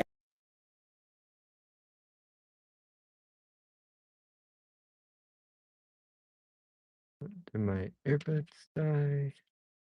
Hang on. The purple. Wait. I cannot hear you. Can you hear me now? Can you hear me now? Yeah, I can. I can. Yeah, Louis has a lot of. Thank you, Noisy. I don't know. Like I said, Louis. Like when Louis lost me, he lost me when he said, because he criticizes PlayStation for remakes, and he's like, it was a remake studio, and that's why I'm like, Louis, you're losing me, man. You never have spoken about this. Almost every studio or every company is interested in remakes because they're cheaper. Yeah. So I don't know. Louis just look. It's news about PlayStation. Louis is gonna run Yeah. with it. All I got it. If y'all want to hear the bloodbath, which is going to be on Crazy Louis' channel tomorrow, he will be on Xbox International 9 a.m. Is it 9? I know I'm on the train by 9, so I know he's on at 9. I don't know when it actually starts, but he's got to go in. I still don't quite understand the argument he's making, but if you do, you can go catch him on that channel. And Rouser, we were talking about Mugenics, this game. Where was it? We were talking about this game before. Mew, like Mew, Genix. Yeah. It surpassed the Hades 2 record. So there you go. There you go. I know Wit's a big Hades 2 fan. And you are. Audi, you're a big Hades 2 fan. So Yeah. Love Hades. Shocking. Both Hades. Well, it wasn't so much that he was saying something. I'm okay with, like, I think towards the end he was trying to make his illogical argument, which was just ultimately things are getting expensive and I'm against things getting expensive, which I'm like, that is a good stance to take. Yeah. That's a popular good stance. Things get expensive. I'm against things getting expensive. So I think that was a good thing. But his whole argument, like, he was like, we've been telling them this. And I'm like, what have you been telling? I couldn't quite get it, but it made sense in Louis' head. And you just let them run. When it makes sense in their own head, just let them run. Like, turn-based cat fighting is wild. Yeah, that's what Audi was trying to explain. That's what he was trying to explain. Yeah, it he was is. trying to say it's like, It's fine, but it's wild. yeah, I don't. If you want it, go play it. If you want it, go play it. But that's my old. That was my old thing. But it seems like don't get me wrong. I think it's really sucks that a studio shuts down because that means people have lost their jobs. Like, I feel horrible about that. And there's nothing they could do, right? Like that's kind of where I come at it from. But how this has any impact on Crazy Louis' life, I do not know. I just don't. Like he has a PlayStation, but he's saying he wants to play it on PC. But it's like you have a PlayStation, yet you haven't played it. And then he went into indie games and how it signals. Like I was like, dude, you're going everywhere. I can't follow you now. Yeah. So, but if the argument did make sense to you, go check out Crazy Louis' channel on tomorrow because he's going to be. I already can tell he's going to be in full Crazy Louis mode tomorrow. So that is that. But so you're playing Mugenics. What else are you playing, Audi? Besides Mugenics, the not indie game of the year last year, Expedition 33. It was indie game. Which I will say this, by the way. I will say, did you see who the DICE Awards gave indie game of the year to? No. Yeah, so if someone's in chat, humor me. Who did the DICE Awards give indie game of the year to? Just humor me. I'm just curious. And I think it's like, I don't think they call it indie game of the year. It's like achievement in independent gaming.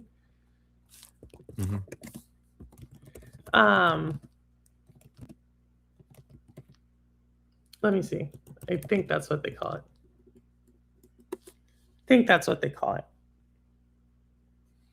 But yeah, if y'all can just humor me, who did they give it to? If you're in chat, Dice Awards Achievement in Independent Game Design.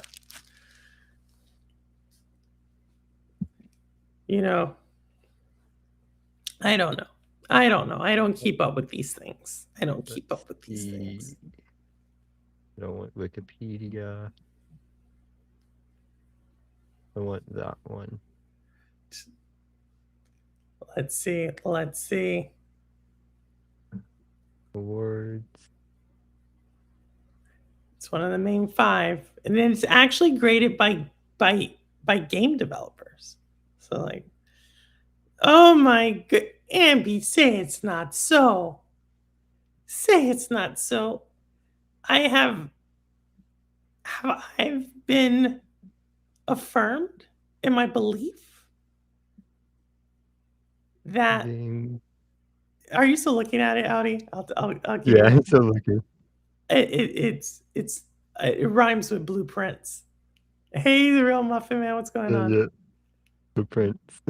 Blueprints won Indie Game of the Year for the Dice Awards, which again proves that.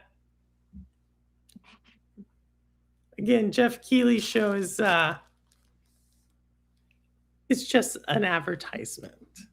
I'll say. Yeah. I'll be nice. I'll just be nice. I'll be nice. But no, Blueprints was a great game if you like puzzle games.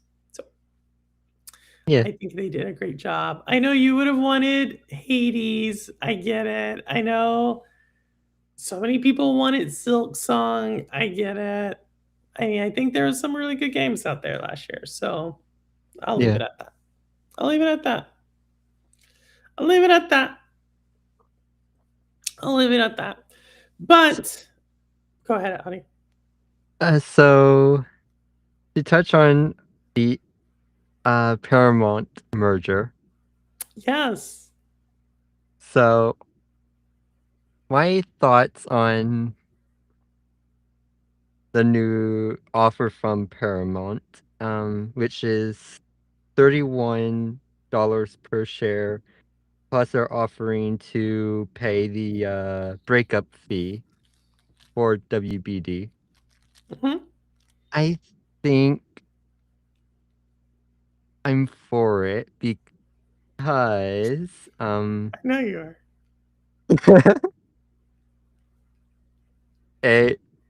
Because Netflix still hasn't said their plans in terms of gaming as a whole. Like, that's the main concern for me, is like, I don't want it to go into a black hole, basically. Okay, so here's what I would say. I hear your concern, but I want you to look at the alternative, right? Netflix, most likely WB Publishing, like the games there, most likely Netflix would sell it off. Netflix would sell it off to someone else. And you could assume Sony, maybe Microsoft, but I doubt Microsoft would buy it.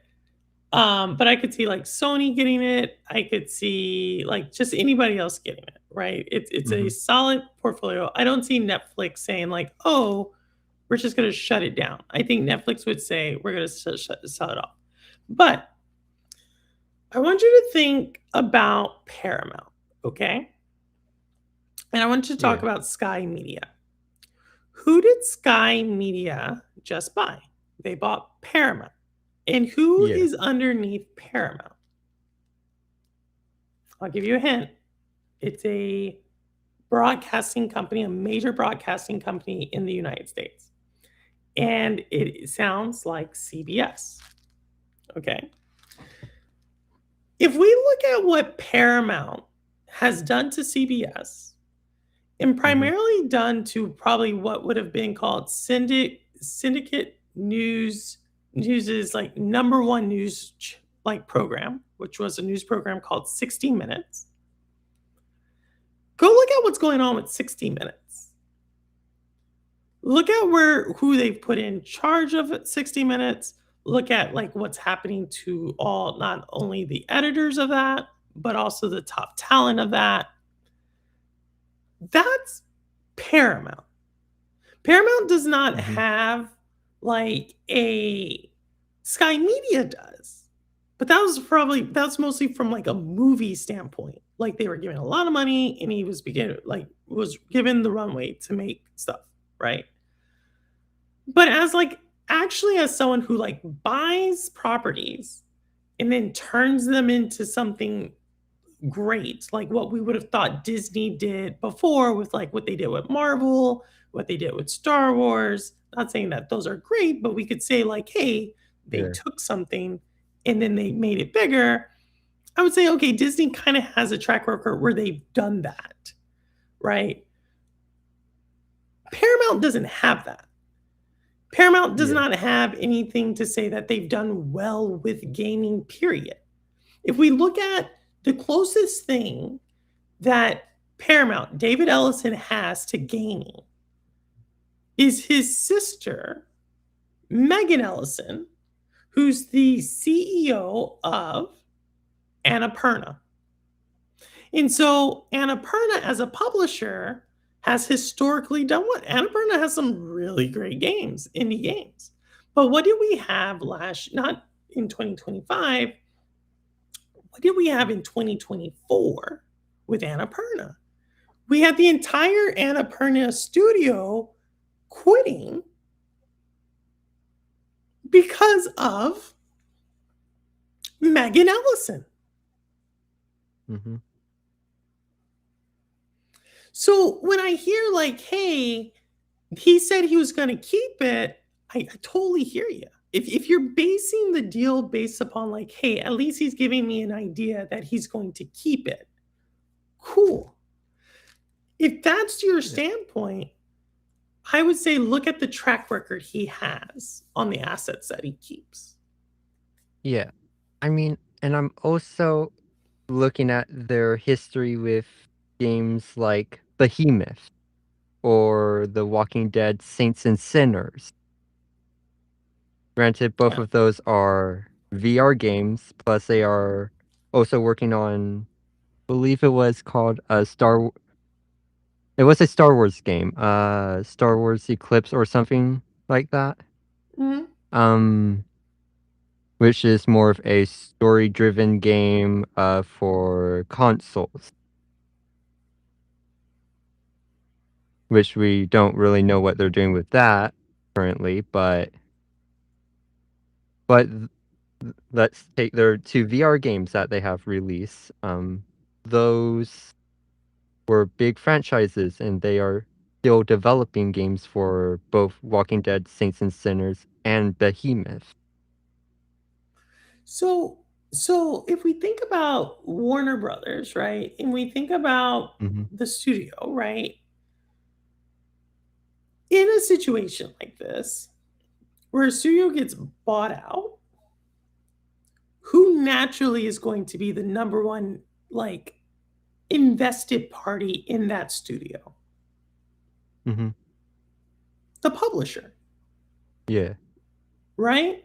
So I'm not saying like obviously WB has published games. I know that, but I also understand that many WB games over the last 2 to 3 years has been in a steady state of decline, right? After you had Hogwarts Legacy launch, right?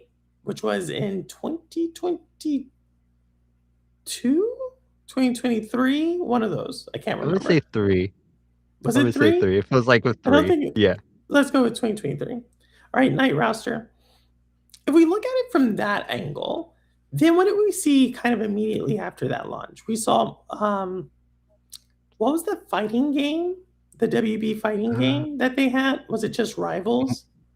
Mortal Kombat. Not Mortal Kombat. It was like a free to play fighting game where you had like Bugs Bunny Oh, yeah, and that one. you know which one? You had like Batman. It was like a whole bunch of those characters. It's right there on my head. I don't know the I name think it of was it. called Rivals. I think it was called Rivals or something like that. I know it's They on shut that. GFN. All right, Or was later, on Real GFN. Buff Man. Hope you do well. The game was called Picture. The game was called. It wasn't called Picture. Multiverse. That's what it was called. It was called Multiverse. Okay, They shut multiverse. down Multiverse, right? They shut down.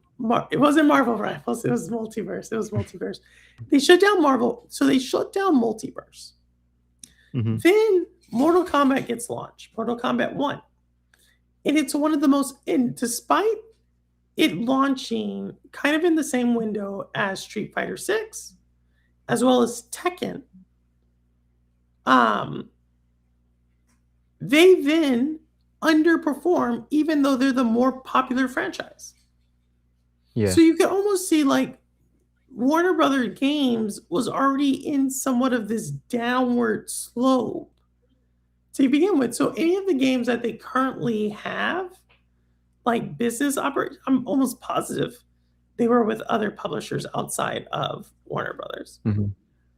So that's why I'm saying, like, I say all that to say, no one knows I don't know what's going to happen. I'm not at Netflix. But I would say if there is, they obviously had investors for these studios to make these games, i.e. publishers or whoever. Those deals are still there. In between having that versus having Paramount, which so far I've not seen them do anything well with what they've had. On top of that, I don't even know if they're going to get the financing to buy Warner Brothers. On top of that, I also know that there's going to be tons of layoffs because of the debt, because of the restructuring, because of the fact that they're going to have to then turn a distressed asset, which is Warner Brothers, profitable on top of having debt. I just think it's a messy situation versus Netflix, who at the end of the day is probably one of the most profitable media companies we have. Yeah.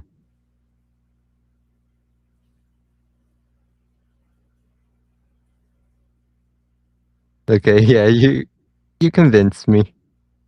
I mean, I'm just saying, like, I'm open to a counter. If you were to tell me last time, I think you had a very strong counter. Last time you were saying I would rather get $31 or $30 a share, whatever it was. Yeah, it was. You would rather get $30 a share. It's more money, and you feel like it's solid. And I think that's a great argument. You're like, you're going to go with the more money. But if you're truly about the media, and you're truly about the franchises and the company as a whole, regardless of the amount you will get as an investor, I mean, then you kind of have to lean the opposite direction. It's really a bit of both for me. For me, I focus on the games versus movies and television shows and all of that. Because when I look at those types of media, those ones, at least am seeing that those will probably decline in the coming years, versus the value of games will just go up as a whole. Say more about that. Well, if we would look at trends, let me see what I was reading. Game industry. You're saying the game industry will continue to go up as where the other form of media will go down? Yes, basically. So I think that as a macro trend is true, I also feel like if that was totally true, right? And that trend has held somewhat constant over the last 10 to 15 years, then why have we seen Warner Brother Games struggle? I think Warner Brother games has struggled because they buy into a trend. Like, let's take Suicide Squad, for example. Um, I that never knew. was a, that was a live service game. They bought into that trend and they expected it to do well because it was trending at that time. Correct. But instead of listening to what people actually wanted, which was story driven, so, not necessarily solo games, but more story driven games that aren't live service. So, okay, let's just take that as it is right now, right? Hmm. What makes you think Paramount will actually do what you just said? Well, Paramount, let's take Walking Dead, Saints and Sinners, the original one before the second game that they released. They took everything that was great about the first game, they put that into the second game, and then they also added on top of that and listened to the community based on the feedback from the Right. first game. But okay, that's what Warner Brothers did with the game. What makes you confident Paramount, as the parent company, will allow Warner Brothers to do that with the game, knowing that they have so much debt on this situation? Mhm. See, I'm in the. I think you're exactly right. The more, but the way I see it is, the more independent a game is, Mhm. the more likely it is to listen to players because it has like that's how indie games work, right? Yeah. But the more corporate-y a game is, the more it's part of a behemoth, a machine, the more they're going to follow trends. So what I'm saying is, when I look at Paramount, if they were to buy Warner Brothers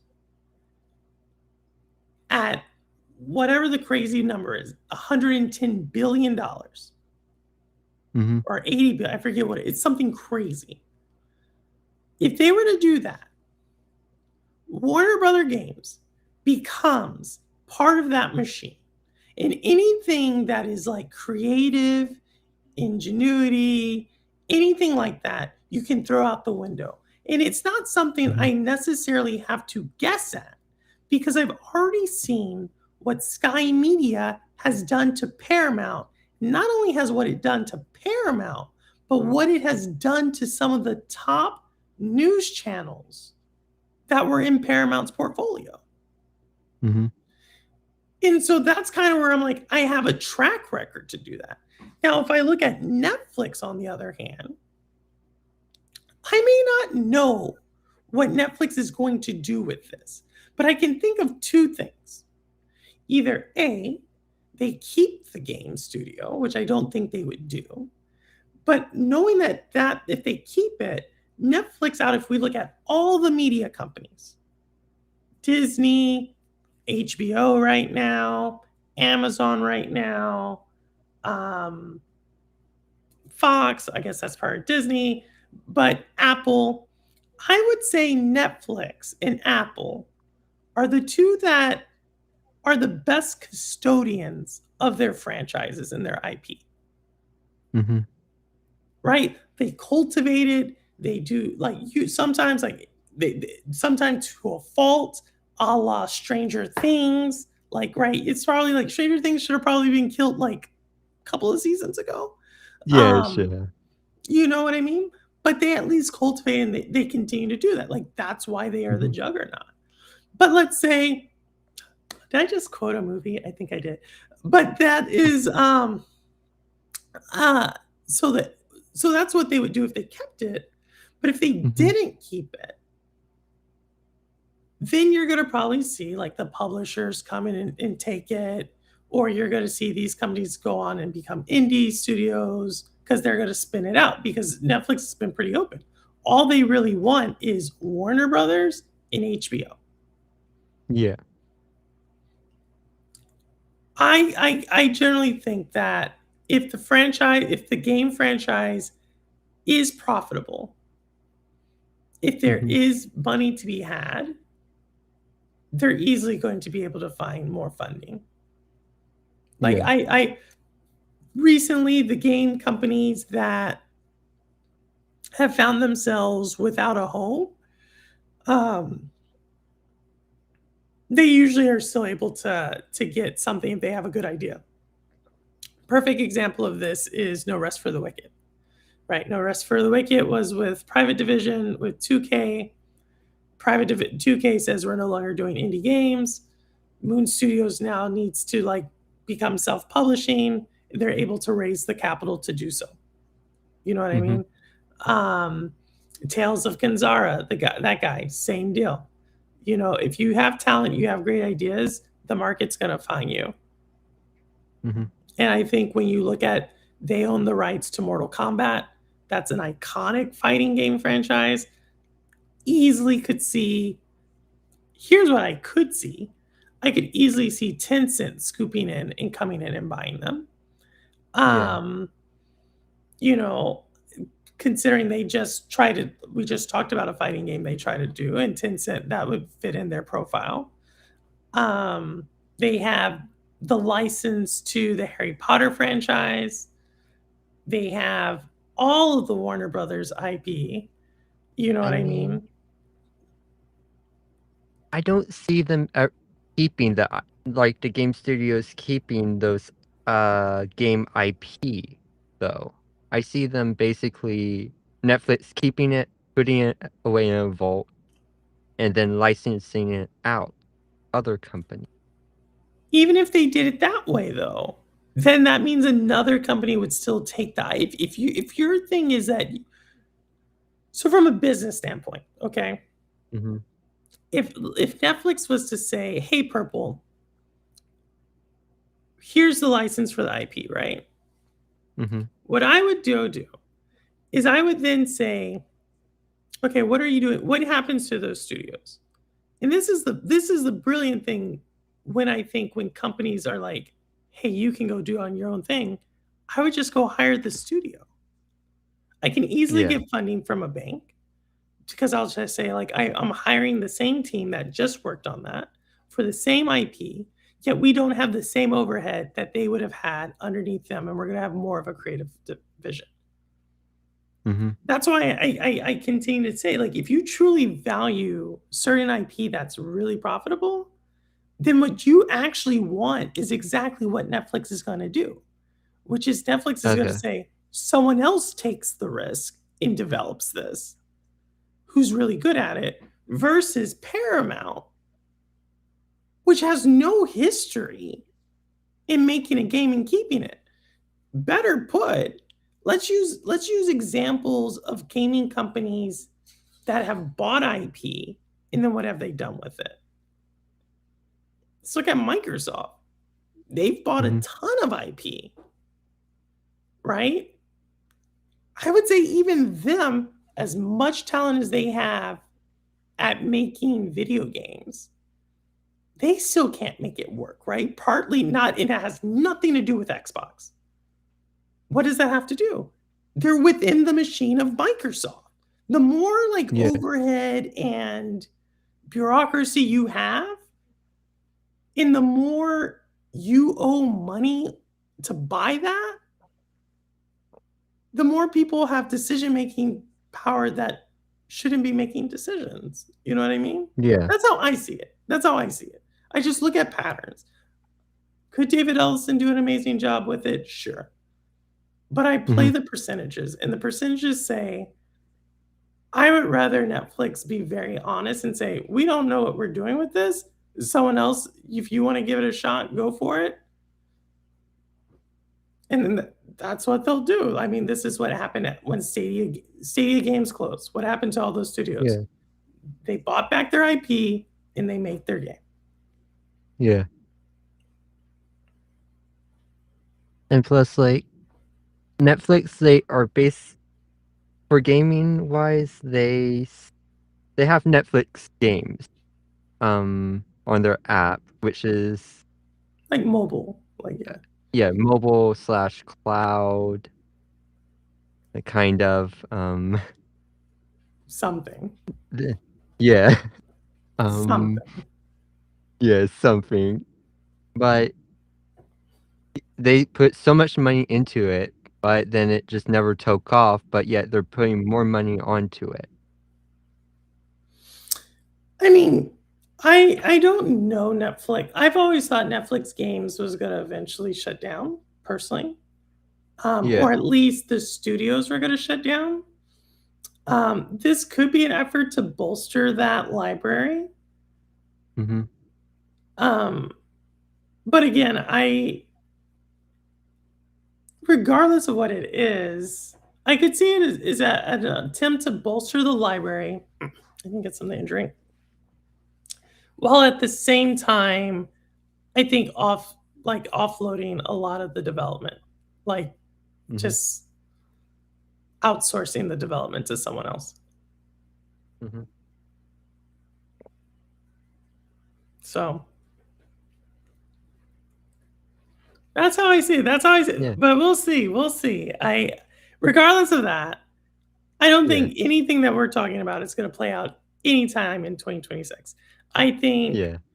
Paramount is going to come in, try to reopen it. They don't have enough shares. There's not enough internal shareholders who wants to give Paramount the money or give to Mhm. tenure their shares.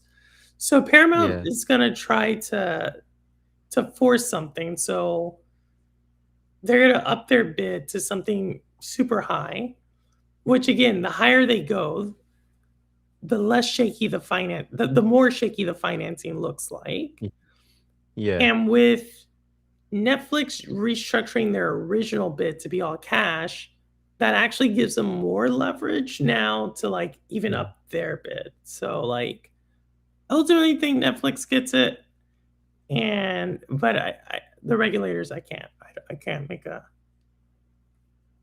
all bets are off when it gets to them. Yeah. I mean, We'll see, Audi. We'll it's see. yeah. I mean, at the earliest, I think we'll see something at the late this year to early next year. Well, Like, we're gonna have actually to, yeah, like take Warner Brother. form. We're gonna see the offer probably by spring get submitted, Yeah. and I think we should probably get some indications on the game studios by then. But I don't think it's gonna close Yeah. before. I don't think it closes for a while. I tell you the truth. Yeah. Same. I don't think it closes for a while, but we'll see. All right, Audi. Well, what's the like I said, my voice I'm just realizing is pretty dry. But Mhm. what's next for you? We're gonna shut it down here. So what's So, next? what's next is, I don't know if you saw this. I did mention it in Zalix's chat. I'm voicing a character in Soulframe. Um, cannot say much more about it. So exciting. That's super cool. That's super cool, Audi. Mhm. I feel like if I played Soulframe, I could figure out which character you were. But I don't think you would. oh my goodness, that is so cool. That is so cool. Because they Congratulations. did Like, congratulations. Yeah. Because they did, a lot of altering to my voice. Oh, did they? Yeah, so it's Super gonna be cool. hard to recognize it. That's super cool. Well, congrats. I'll say something in the Discord.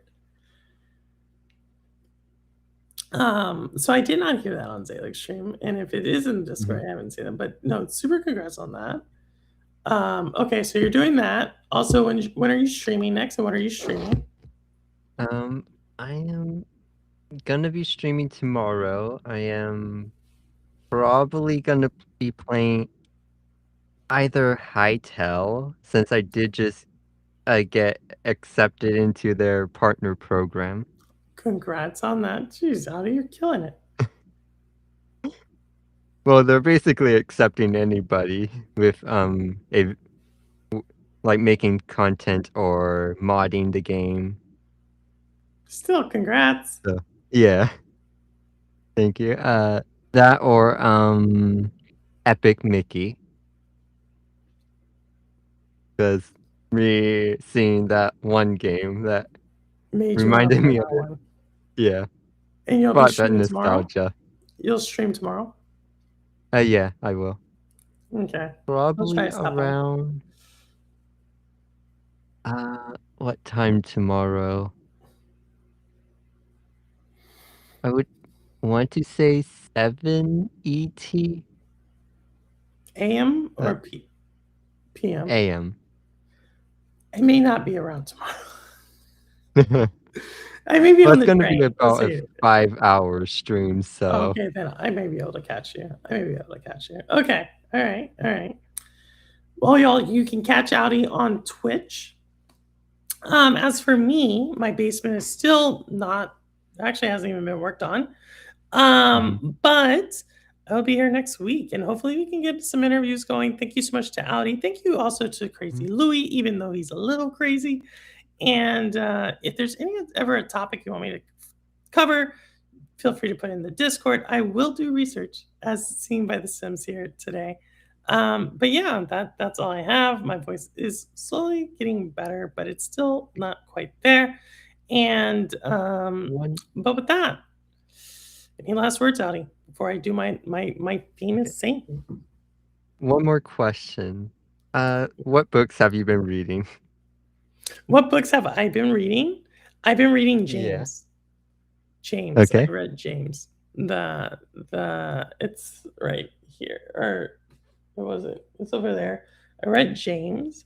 And there's a couple of others that I'm starting that I may pick up as well. What about you? Me personally, I've been reading this book called Tiger's Blood. Ah, okay. It's by a independent author, Elizabeth Morris, and she's about to release her third book in the trilogy of it. And it's all indie, so she's self-publishing on like Amazon? Yep. Amazon and Audible. Cool. Does she do the voice narration herself or does she hire? She hires out, yeah. She hired out. That's super cool. Well, that's what I've been doing. That's what I've been reading. And there's a couple of others. Like I was reading Flesh for a second. And a few others that are all like they're all like kind of the Booker winners. I was kind of working my way through that, but there's a couple of books I want to like pick up this year. So we'll see. But I haven't I've been sick. I've been dealing with work. January was good. I kind of got bad in February. I'm kind of tired. So thank you, Ambi, for putting that there. All right. Well, we should definitely do some book talk sometime. But for now, I'm going to tell you what I always say at this time, which is I don't care where you game, how you game, why you game, what you game on, how long you've been gaming. As long as you're gaming, you're good with me. And as always, this is Purple Haze, and the proof is in the plane. All right, y'all. Take care, and I'll see you on the next one. Later. Bye.